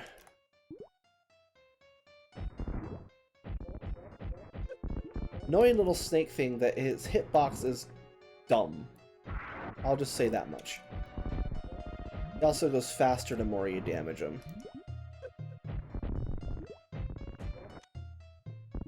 You hit him enough times, you blow him up, and there we go. Easy peasy. Now, there's a couple things we can do here. First of all, get rid of these weird nail shaving things. Do not go down that sand pit. It will mean quite a bit of lost progress. You can get the energy tank right here. Hey, we're finally at a full bar. But it looks like there's room for more. Speed booster your way through here. And I did it wrong. But if you can keep your speed booster all the way up here, there's a good reward for it. This room I hated when I was a kid, before I knew how to wall jump. Because otherwise you have to do it like this. And the sand is just awful in this game. Yeah, this is the way you're supposed to do it if you don't know how to wall jump. And just aren't very good at the platforming in general. And then this last block, that's a dirty trickster of a block. Ugh. Come back here, blow up that Metroid they're called. They're not real Metroids. Don't fall down there quite yet. We have something to pick up that's deviously hidden right over here.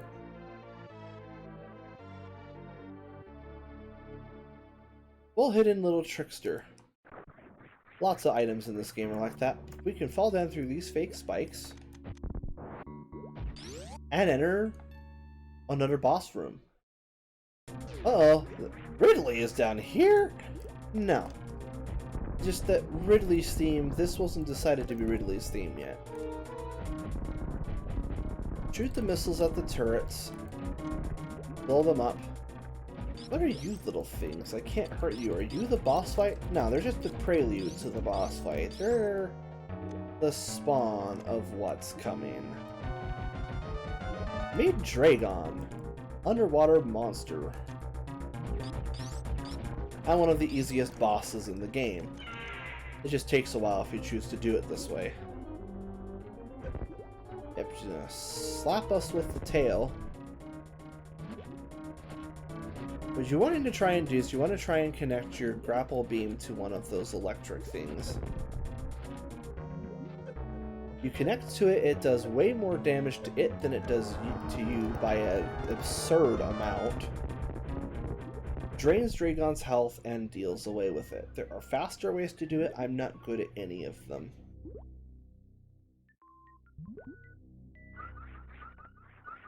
Huh. Lots of dead plant life here. Dead plant life, dead creatures, all that. Oh! Our reward for beating Dragon is the space jump. Once again, harder to use, because this was one of the first... This is not the first game, surprisingly, to introduce the space jump. Now, that was Metroid 2 for the Game Boy. And it's just as hard to use there as it is here. You basically have to time it. You can't just like let go of it and then press the button at any time. There's this timing to using the space jump. And the timing is just a little tricky. Go away, you stupid Metroid. Practice makes perfect, and I've had a lot of practice with using the space jump in this game. Now, you can go back through that way, which will bring you closer to what we're going to go for eventually. It's a nice little tunnel to practice the space jump. However, I don't want to do that. I also don't want to do what I just did there, which is not make any progress. But all the way back here, pull up that Metroid. Gain enough power to actually speed booster, and now we want to go down here. Sink into the sand and we transition to another area. These little between areas have a whole bunch of those weird little things with like, the holes and everything, and they're just freaky and weird. Now what we want to do is we want to come down here. This took me forever to find, and it's honestly obnoxious. Once again, falling down the sand pit, dealing with these things in the meantime. And we can wind up in one of these two rooms. There's two of these, yes, two of these. Because why not? Why are there not two of these? It's annoying.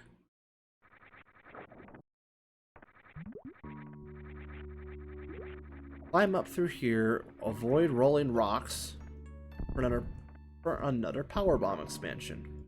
How nice. The game seems to know exactly what it's giving us. Goodies! Now to get out of this area, you come over here and you sink down into the sand right here.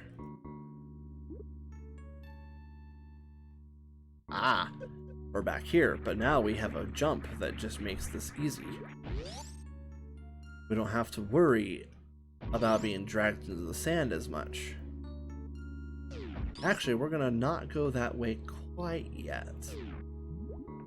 We're instead gonna go up here.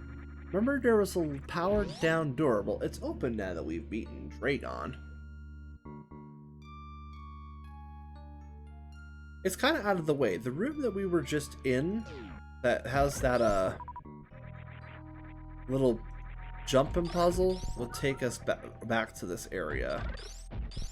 You see, we can come around. You can still wall kick in spin jump like with the space jump, which is a far cry from what Zero Mission did and what Fusion did. Fusion did is even more criminal, but we'll get into that. Well, these are obnoxiously in the way. Uh-oh, the door's locked behind us, and it's the A-Team. They're here to ambush us, and Plasma Beam. Oh, baby. We win. Plasma Beam is obviously the most powerful beam in the game. It wipes the floor with these guys, just rips them to shreds.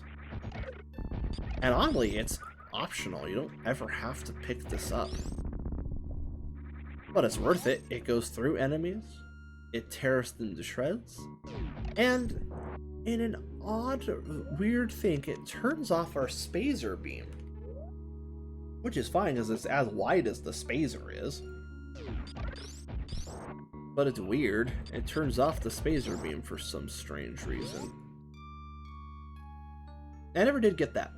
I never did get why it turns off the spazer.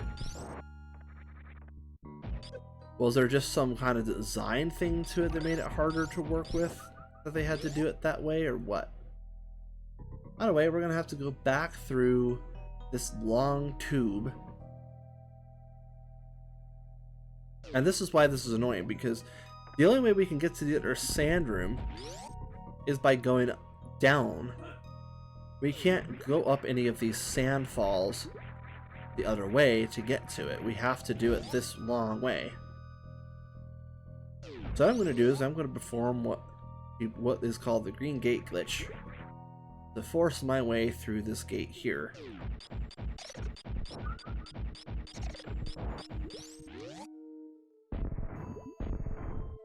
Maybe. Or I can be garbage at it. Well, I was gonna try.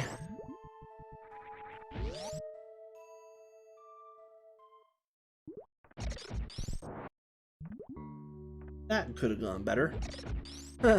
Basically, I was trying to do the missile glitch on the green gate, and I messed up like every single time. That's what I get for trying on the middle of a stream. We'll have one left over, so I can just open this up. Basically, we have to go all the way back up and around just to get to the last room to 100% Meridian. Yeah, we're gonna 100% this one already. I might as well show the other way to get up there, because there's more than one way to go in here. What I love about this game is that there's never just one way to get to someplace. No, there's like 2 or 3 different routes you can take. Which is, in my opinion, is the essence of a good Metroidvania. There should never just be one route to get to someplace unless it's a very specific place, like Turian in this game. We're gonna rip through everything with our new plasma beam and just make short work of these crab boys.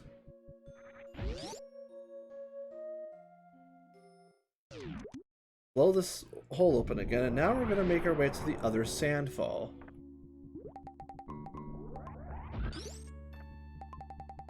Jump over this one if you can, and be careful, you have to jump back out of it, and it's very unforgiving with its timing. You have to be pretty quick. Interestingly, you can speed this process up if you're very quick at, like, morphing and unmorphing. I think there's another way to do it that's faster now, but I forget what it is.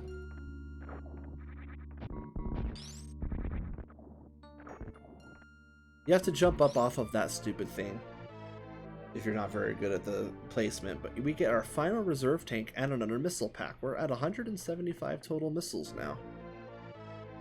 Quite the impressive number, and there's still more to come. I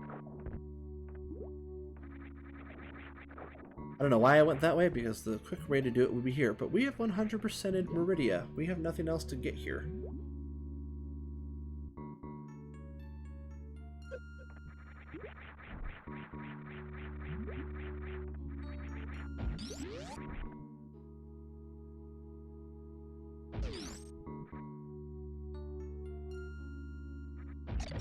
We're gonna have to head down this way to actually make our way out.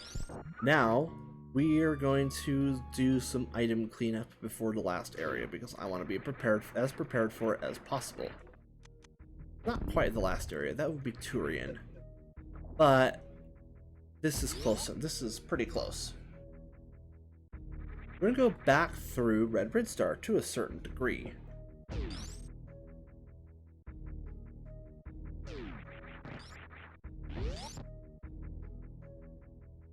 We're gonna go back to Green Brinstar through that gate that closed behind us when we were coming here the first time. We're gonna take a shortcut back up to Blue Brinstar to get some item completion done. This is the first of our stops on quite a bit of backtracking. But you don't ever have to backtrack in this game to really just get a full sense if you know how to sequence break. Mock ball for the fun of it. Totally didn't have to, I just felt like it. More side hoppers, annoying as always.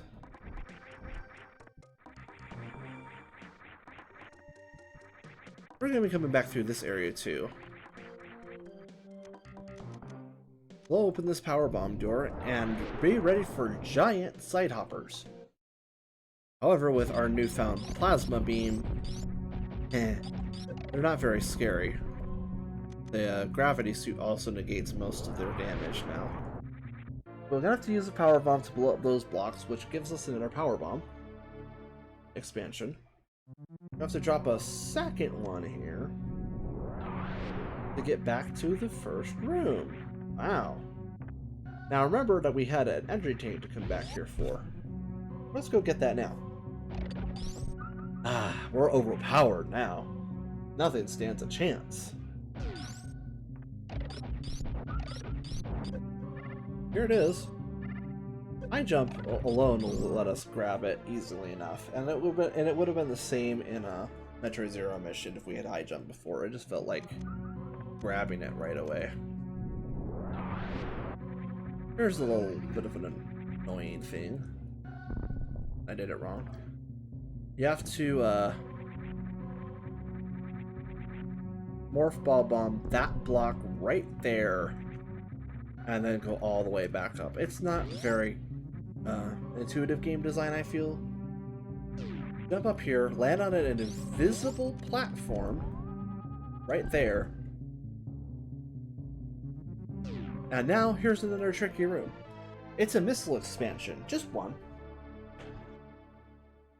Or is it? Shoot this one for another missile expansion in the same room. Why? Why did they do it this way? That's so rude. It's such a rude place to hide an item. It's not fair. Because there's nothing even in that room to hint that it would be in that little bar there. Just like, okay, game. I see ya. Metroid's always had those moments where it's just like rude for no reason. We'll get into some more real rudeness later, once we start Fusion in September. Yep, Fusion's next, and then should have something to record my Switch. I will be playing Metroid Dread for its launch, I hope. I seriously hope I will. I've got something to answer real quick, so it's going to be put on pause for a second.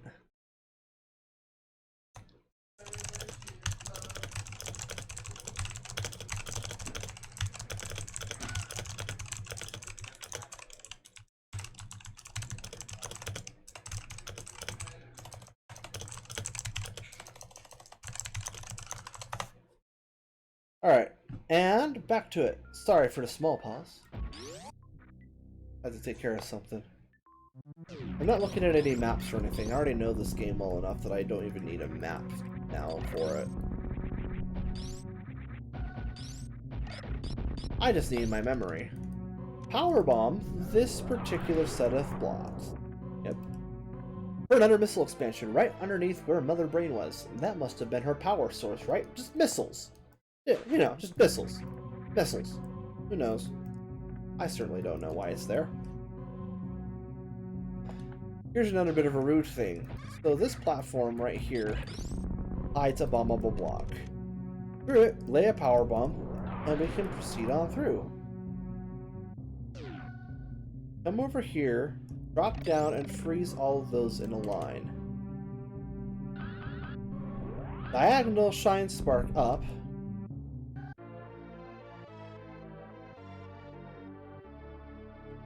And another super missile expansion is ours. You can grapple beam across this, or you can just literally space jump it. Space jump kind of negates the need for most grappling beam things, which I guess is why grapple beam doesn't show up. But come on, it's a fun thing to have before the space jump, and even during space jump, there's certain things that could have been designed with it that you would need the grappling beam because the space jump simply couldn't be used. I can think of a couple areas in Zero Mission where the game might have been improved if that were the case. And we're back out to our ship proper. Let's go ahead and use it to save. Let's see our final totals right now, and then we're just going to keep track of that as we go. Wow! We're at 40 super missiles. We only have 2 more expansions to go. We have 8 more missile expansions, and I want to say 5 more power bomb expansions to go. And more energy tanks. But we're getting pretty close to the game being over. At least in terms of 100% completion. Now, we still have to beat Ridley, mind you. Who knows how long that's going to take at this rate, because I'm kind of just taking my time with this. Like I said, I tried speedrunning this game at one point, and I got pretty good at it, but I never was able to really make it to where I was feeling like I was ever going to get even remotely close to world record. My PBs were never anything to write home about either. Run up here, turn that on, and ooh. try that again. What I'm trying to do is, I'm trying to horizontal shine spark, which I'm not able to do for some reason. Alright, fine.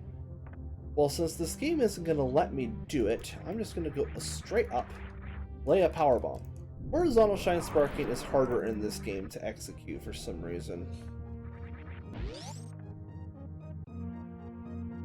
And we have entered what is called the Gauntlet. For a good reason. It's basically a giant obstacle course with lots of stuff to bomb to get it out of our way, and a lot of grabby guys that are ever so annoying. This area is actually easier to come back to later after where we're going, but I mean, why bother when we can just do it now? Grabbed another energy tank, but we noticed we laid a power bomb. That's because we can now go through here.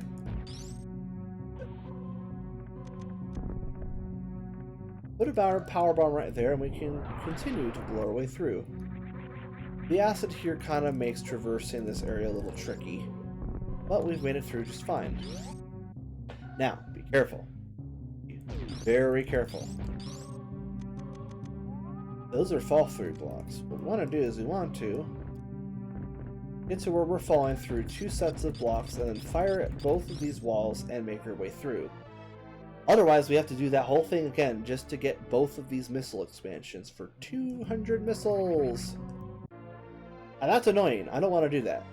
You can just break both of them at the same time and fall through and get both of the spell sets of missiles. Well, we're pretty well equipped, but we can be better equipped. So we're going to head down into Green Brinstar now to get some items and visit some friends that we couldn't have picked up earlier. Ow. That's gonna hurt. Just go in speed booster and then start like clonking against a mushroom.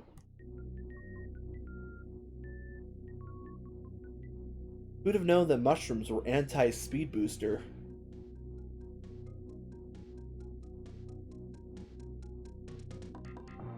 But here we are. Now we've already done that room. Let's see what's down here. We'll need a power bomb to get through that block right here, just this one. The other ones you can get through with morph ball bombs, but you'll be stopped by that power bomb block. Uh-oh, more frogs. Freeze them with the missile shot upward, and now be quite careful. Jump right there. There are fall-through blocks that there's no ground, rather, here. That leads to fall-through blocks. Right about there. It's rude placement. Basically, first-time players are going to go through, see the energy tank, go to run for it, fall down, and get trapped in this next area. This is where the game basically teaches you the mechanics of wall jumping. How does it do it? Well, kind of, in a very extremely subtle way. Meet the Editunes.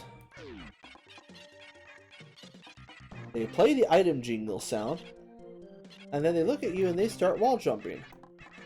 This is to give you the idea to kind of follow them up.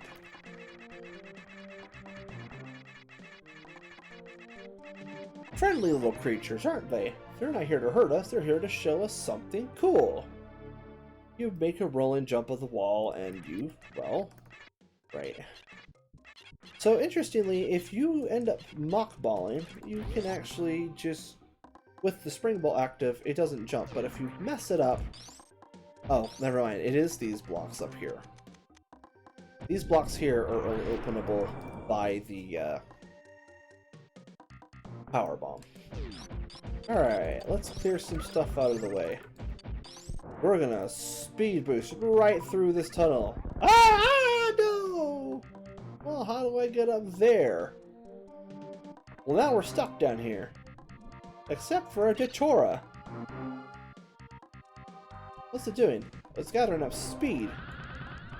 Basically, it shows us how to, it's stuck now because it wants to go back down there. We have freed you from your home. You're welcome, sir. Basically, that's there to show you how to shine spark.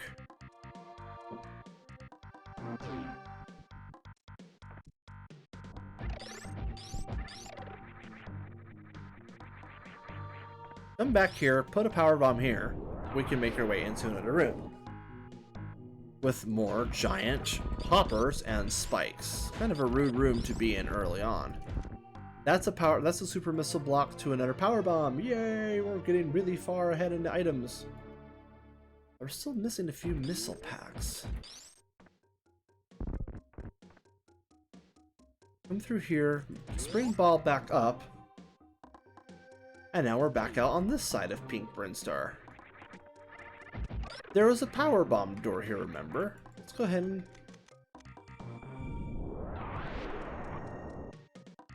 just do this. Wow, nice, Dad. Basically, now, there is a blue gate up there. If we time our super missiles just right...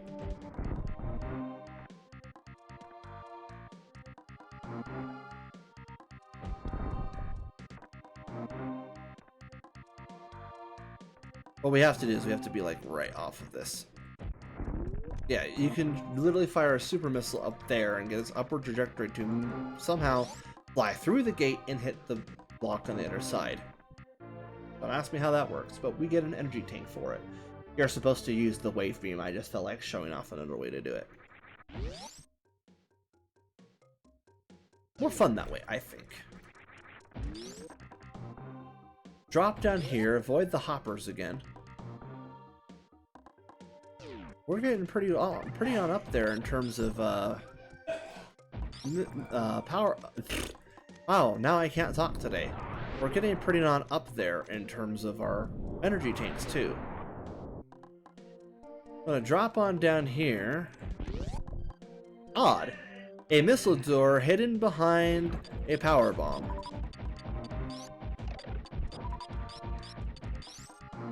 I cleared that out because we're going to need to speed booster this. Heading on through, dealing with more of those weird nail shavings. And picking up another energy tank. Yeah.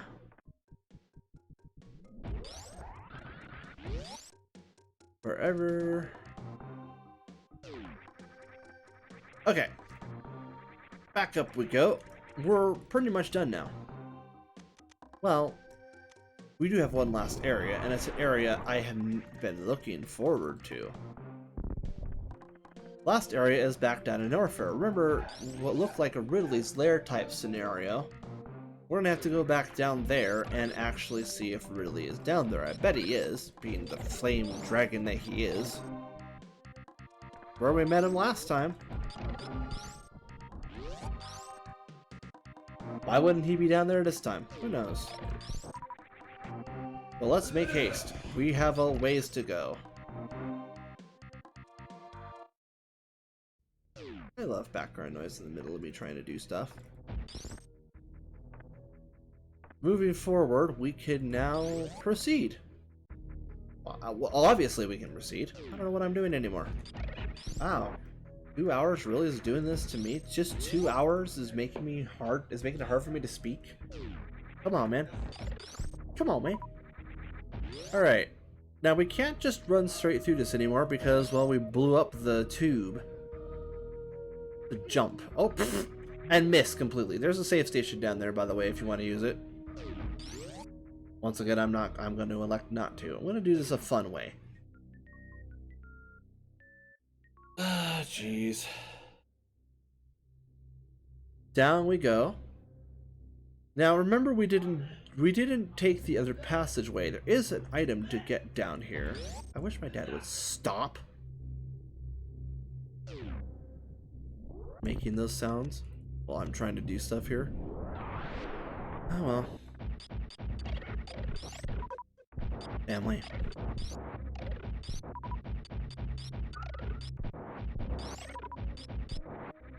Eccentric family. Feels like not because of brothers. Now, this is a rude thing. I want to jump here and grab that missile pack right up there in that wall for some dumb fucking reason. I hate it. Why is it there? It's rude placement. Like a lot of these things. This is how you get to Crocomire normally. You power bomb your way through, you get all the way through here, and then you just wind up right in front of his door. Quaint. However, we're not gonna deal with that right now. Notice how it's showing that we haven't gotten to that point that with the energy tank, that little blue square. We have, but because we were in the middle of the fight with Crocomire, I didn't load the map and I didn't register our progress. Come through here and, well, look at that, a shortcut. Now, a cool thing about the gravity suit that was shown off in Zero Mission is that lava doesn't affect it and you can traverse freely through lava, which, by the way, doesn't work in real life. It's as tough as rock, it's just, it's as dense as rock, it's just molten. Alright. Here we go.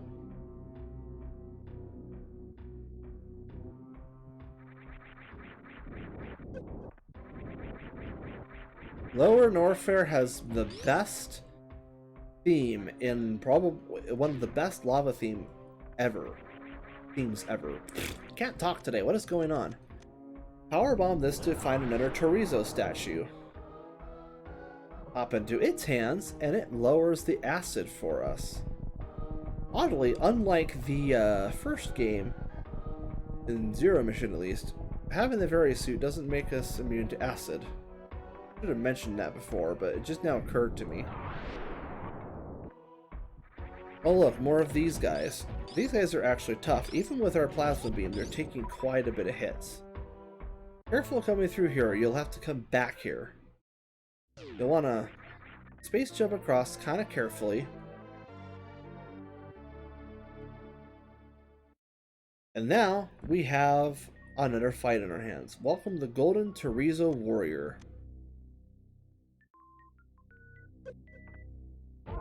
Big bastard.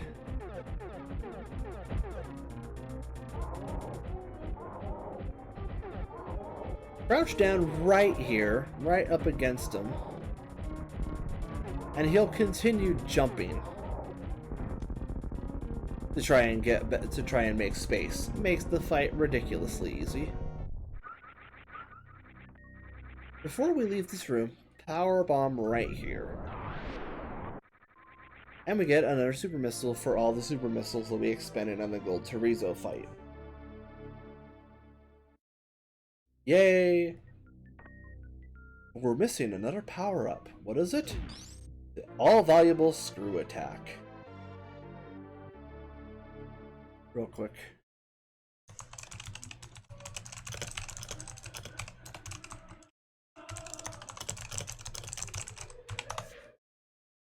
Alright, back to it. If you were running low on energy after that fight, there is an energy recharge station right down there. Now, these guys are always going to drop super missiles, and they're killable by the screw attacks. This is a great room to enter and to exit and re-enter just so that you can kill these guys for, well, if you can. Apparently, I'm lousy at it. For more super missiles. God, I hate all the background.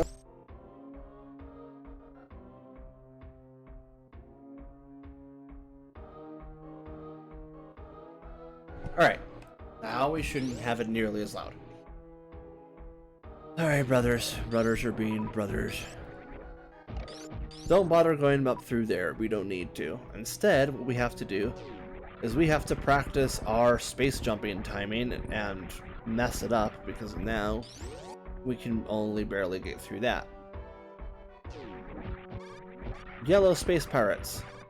They're only damageable by a charge beam of the plasma beam. These must be the S tier. Clearly the A team wasn't good enough. Now we power bomb through this set of blocks here. This is one of the more gnarly places to hide. Yes, I did just say gnarly unironically. Hush. Looks like a heart or a Mickey Mouse shape. I think it's supposed to be a space pirate head, what people have said. Come back out, and we can continue making our way onward and upward. Powerbomb back through. And now this next room has a little bit of a difficult trick to do if you want to avoid falling to the ground. You have to space jump in a way that you lose altitude, but you do it in a controlled fashion. Otherwise, you don't have the ability to space jump. If you fall too far, you can't space jump back up until you touch the ground. Before we head down there, let's grab a couple more items. Specifically, right down here is our last energy tank that we can get through pure exploration. You'll see what I mean.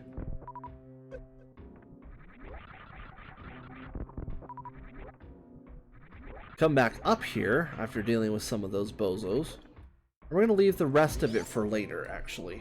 I just wanted that energy tank.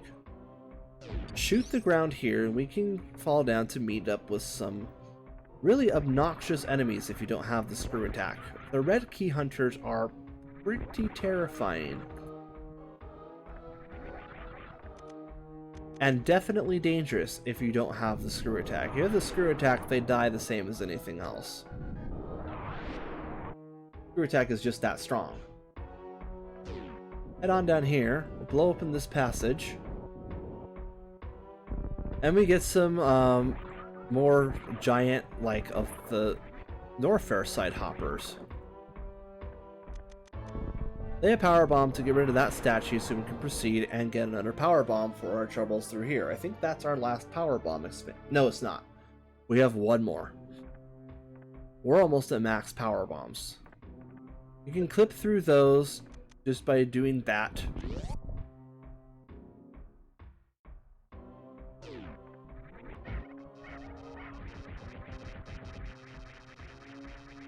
These golden pirates are kind of annoying to fight, but until you figure out that they're actually pathetically easy. They jump at you, they then run around like loons, and when they're jumping at you and running around like loons, they're vulnerable. What are invulnerable otherwise? Why would they give up their invulnerability? I don't know. Ridley must be sorely disappointed in them right now for not just sitting there throwing bones at Samus forever and then keeping the door locked. But here he is. This has to be him because we don't have any other bosses to face, and oh, this is easily the hardest Ridley fight.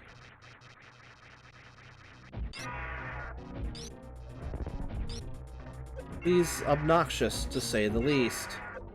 He has acid below him, so you cannot just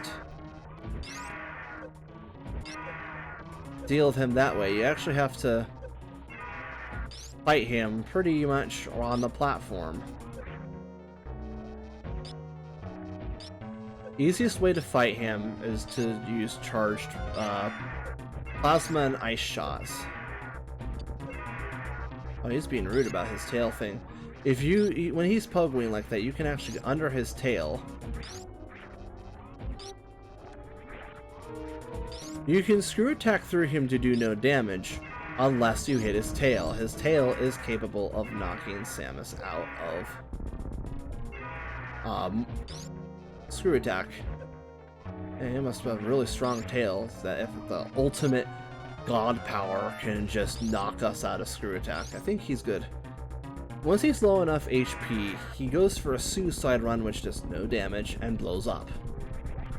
If you miss that window, you have a lot longer of a fight ahead because he'll just keep going until he's actually legitimately dead. Oh. Shit. Are we too late? Where did they take the baby Metroid? Shoot that, by the way, for the last energy tank. And we're almost done. We're almost done. We have 3 missile expansions to get. Right, 3? think 3.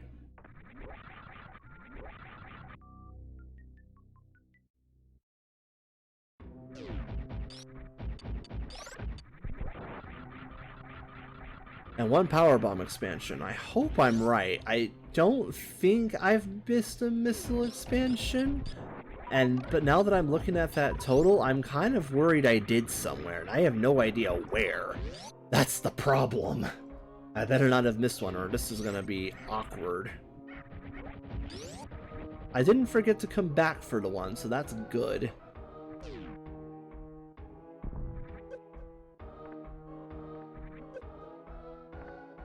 This tunnel is obnoxious to get through. With a little bit of practice and traversal, we can back up. We can get back up, climb on through, and make our way back to find the final items in Norfair. I'm missing one. I wonder where it is. Oh, I missed one. If you lay the power bomb just right, you can actually just get all those without having to miss one and go and lay another bomb, but I obviously didn't do that right. Oh, I almost made it to the top with just that jump. That was cool.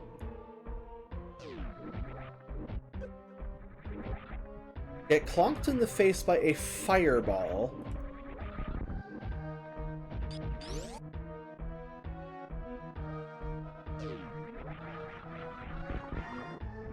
Come up here. Yeah, this is another missile expansion right here.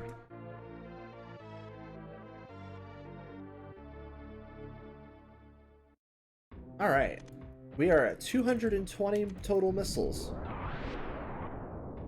Here we have a little bit of an annoying maze if you don't have the spring ball. The spring ball makes this all much easier. Falling through, and there we go. We come down here for, I believe, yeah, the final power bomb expansion. Now, I have a problem. I have a big problem. Uh-oh. Oh, shit. Houston, we have a problem. I don't know where the last missile expansion is again. Whoops!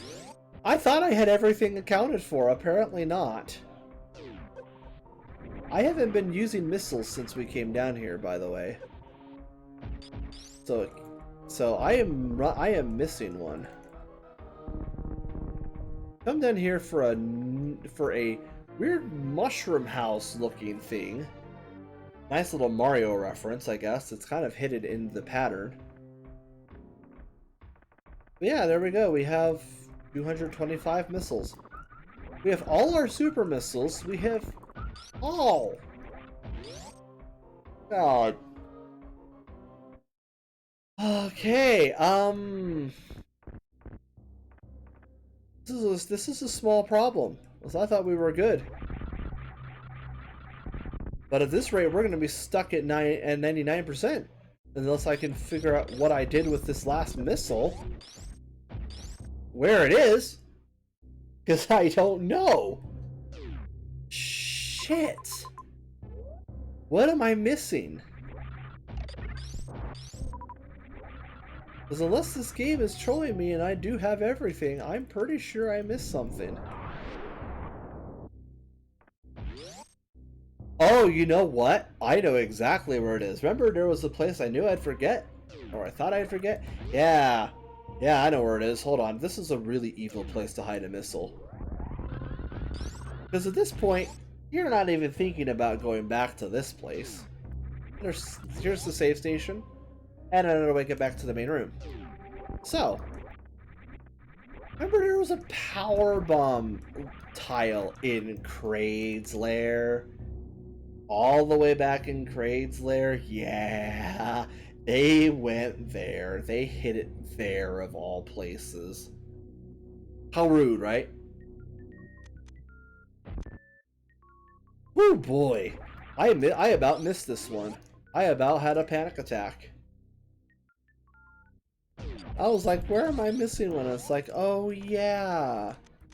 This place I never want to come back to because it's so far out of the way. This is probably the worst little bit of backtracking in this game, is coming back to get one missile expansion. Couldn't this have been like an energy tank or something to make up for it? I mean, come on. Oh well. We got it. We're gonna move on now. We now have 100% item completion for Super Metroid. Awesome, right? Is the boss going to be harder like in Metroid Zero Mission? No. But it is one of the best boss fights. The final boss is one of the best boss fights in the game, in the series. I think the best boss fight in this game is Ridley, though. This one's pretty cool, though. We're going to go this way. We're going to go back up the red tower so that we can actually heal, check our status, and, you know, buff it, screenshot it, all that good stuff. And then we're going to go fight the whatever is down in Turian, the new general. Can't be Mother Brain again. It can't be Metroids. Although I hope they didn't do anything to that particular baby Metroid there.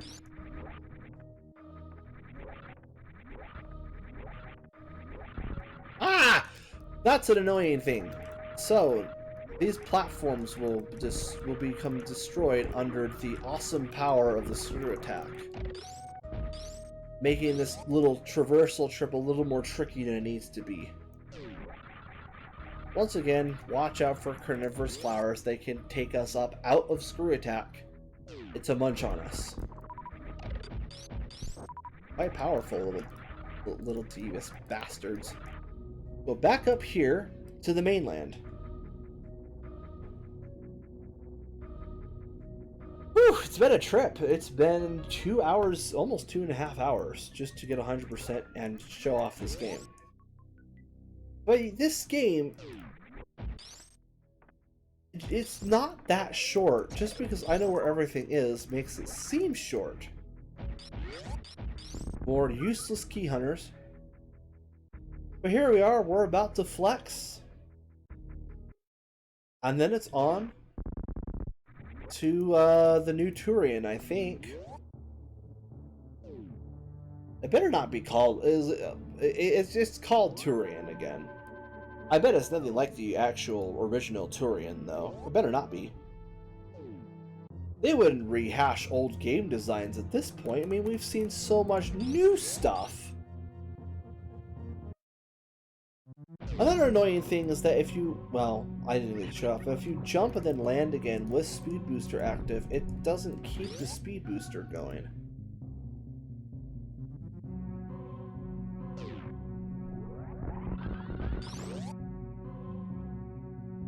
Let's head on down to the statue room. All of the bosses have been destroyed, so it's just a matter of getting down there now.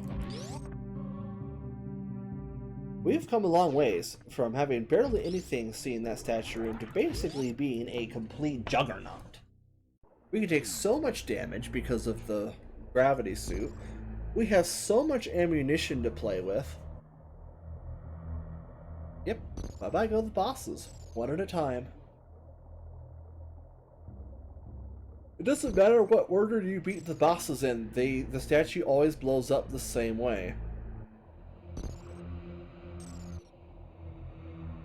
Well, they're all dead. They're gonna sink down here, I think. Right? Yep, there they go. The statue sinks, and eventually the ground right there opens up. Well, it looks like it's gonna be an aquatic area, so this ought to be entertaining. I mean, we have the gravity suit, so that makes it easy. Well, aquatic base, here we go.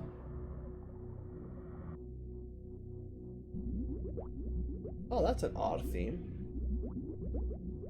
Ominous, too. Oh, come on! They're really gonna rehash Turian? Oh. This is Turian 2.0. That is the last save point you can use that is not beyond the point of no return. If you are missing items and your totals are not as shown above, You have to go back. If you save at any save station past that one, well, at least you're not Metroid. So, son of a... Oh dear, they used the... I guess that a bit of an explanation is in order. So the reason that they had a lot of Metroids in the first place was because they exposed the Metroids in the original game to beta rays, which caused a fission process.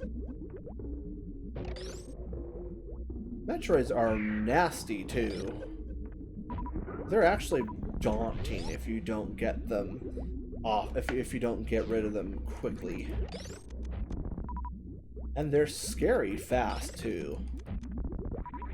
If you know where they are, they're not so bad, and if you screw attack, then they can't cling to you. But the moment you're out of screw attack, they'll glomp on you, and they're hard to get off in this game. You can actually kill them in this game without the ice beam, though. It just takes forever. Oh, speaking of getting clobbered. And once again, it is 5 missiles if you choose to not use up your super missiles. Alright, where's the rest? Bring them on. Oh god, okay, these side hoppers are obnoxious. They take 5 super missiles. That's the only way to bring them down. Boss fight? Uh-oh. That doesn't sound this doesn't look promising. This really doesn't look promising.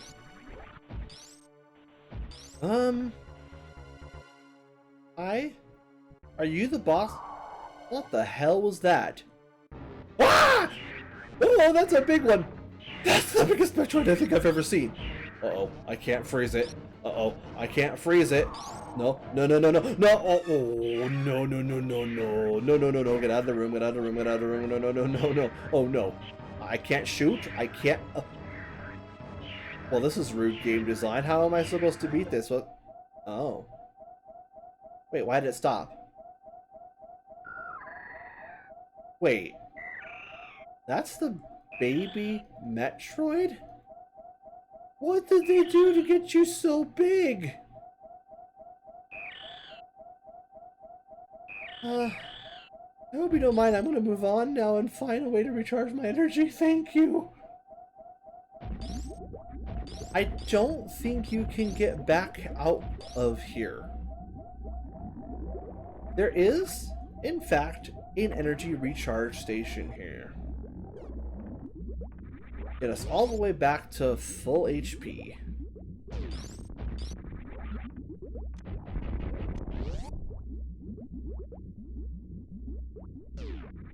Let's keep going. Ah, here's the last boss door. We're close. Well, whatever the last thing is it another mother brain? Please don't be another mother brain or mother brain resurrected, and oh, damn it.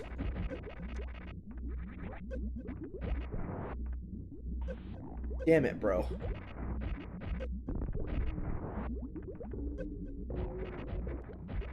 Well, getting through those is still easy because of super missiles.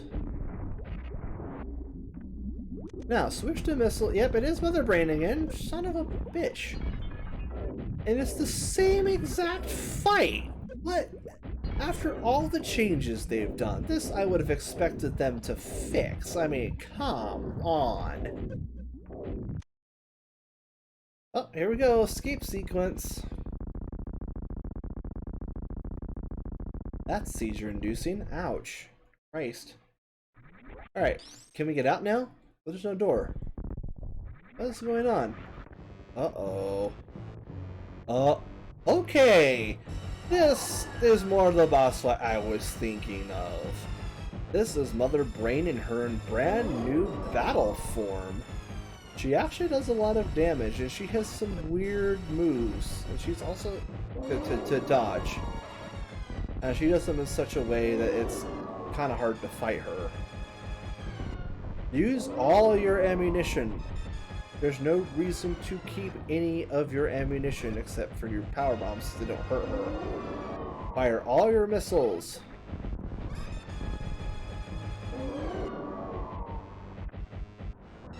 The faster way to do it is just to spam your beams.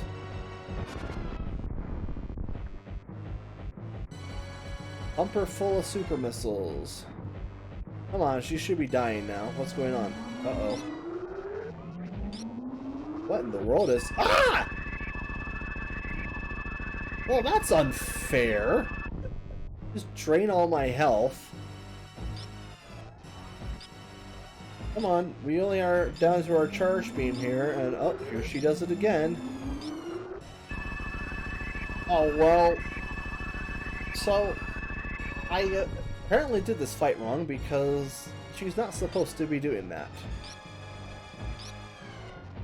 Something must be wrong here with this particular cartridge because or ROM that I downloaded. Ah, God! What is this supposed to be, a trial version? Because I certainly can't do anything. Oh, I can still move though. She does this until you beat her, and I didn't do enough damage. Oh, well. 3 energy tanks of damage at a time. Okay. I can't even move now. Oh, God. This is game over, everybody. I should have saved. Wait! Baby Metroid to the rescue? What is this? That was way too close, buddy. Just, I guess, go get him. Holy crap. Maybe you shouldn't have made the baby Metroid, which imprinted on Samus, this gigantic monstrosity. Oh, well, that's the end of the fight. We're gonna escape with the giant baby Metroid. Awesome! What are you... Oh, hey, they can put energy back? That's cool. Wait. Oh no. Well, that's not the end of Mother Brain. Hey, get off. Hey. Oh no. Mother Brain can hurt Metroids apparently, and is doing a damn fine job on this one. No, get away, get away. Oh no. There goes the last Metroid. But we now have access to the best beam in the game.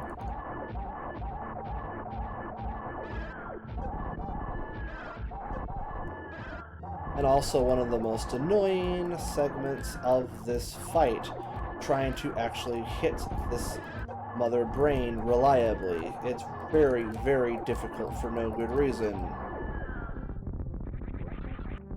That's Mother Brain dead. For all her battle body, the baby Metroid apparently fused our beams into one by all that energy and gave us the Hyper Beam. That's it. Mother Brain is no more, finally. Oh, that's the real escape sequence now. Uh-oh. Better go. Uh-oh, gotta go, gotta go. Gotta go. Quickly. Oh, that's the pause button. I reached my finger across too far. Here's a fun little shortcut. Come on. I hit the wrong button. I hit the dash button instead of the jump button. You can speed booster through those. Now bear in mind that when you wall jump, your attack turns off for a quick second. So you can get hit on the way up. Here we go. Fire on down to clear the way of anything that's evil. Wall jump your way up this way. Alright, out of the way, all of you out of the way. I just want you all out of the way. Diagonal Shine Spark your way up there. Get your way up here. We are making good progress, aren't we? We're almost out of Zeebs. But we have one thing we should probably do to cement the cannon, just in case things go poorly for us. Yeah, we can go back down here. Why would you ever want to come back down here, you ask? Well, as it turns out, our friends tried to escape the planet and got stuck. Thankfully, we could just let them out before the acid consumes them.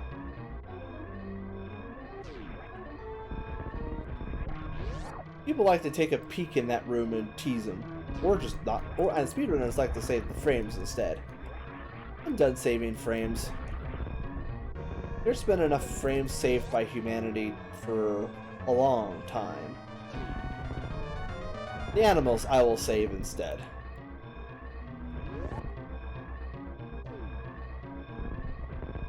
And that's it. We're off the planet. But looks like the whole planet's going up in smoke this time. Oh yeah, that was some bomb.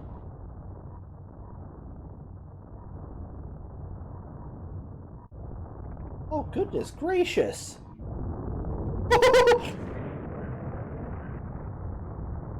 That's a big explosion. Now how do we know that they got off safe? Well, they found a way off, as did we. Watch the right side of the planet. See that little shooting star? That's them. The operation was completed successfully. Was it? 152 clear time. Not great, but I was taking my time through it. This is one of my favorite ending credit themes. And this is one of my favorite games. And it's perhaps the single greatest Metroid game, arguably, made. Metroid Prime comes really close, though, in most people's opinion. Lots of things were put into place here. The notion of the map system was put in. It should have been put in earlier, but this was the first competent mapping system with just enough information to tell you what things were, or what paths there were without, with leaving the rest up to your memory. Wall jumping was pretty much made by this game, as I recall. There were a couple games that did wall jumping. I know, like, Batman for the NES did it. But, this was the first game that really made it work so well. Giant sparking was introduced. The idea of sequence breaking with a left skill was put in this, albeit maybe a little bit by accident in a lot of cases. And this pretty much revived Metroid. It sold enough that it warranted quite a lot of sequels and new games off of it.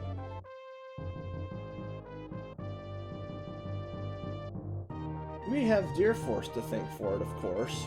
They made an excellent game with this one. It's sad, though. This was a game that Gunpei Yokoi had some involvement in. But this was, I believe, his last game. If you're wondering what happened to him, to the man, may he rest in peace, then I would recommend looking it up, because I don't want to share it here. Special thanks to Dan Osen. These must be some of the people that made it possible to bring it over. Some great names here. And all of R&D 1. General Manager Gunpei Yokoi.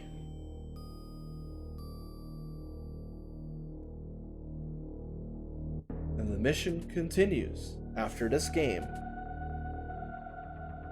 Produced by Deer Force of Team Shikamaru.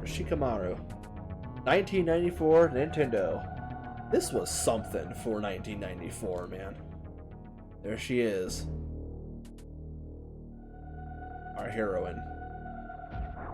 Why'd you just shoot us? Hey, man. There's the famous Screw Attack S.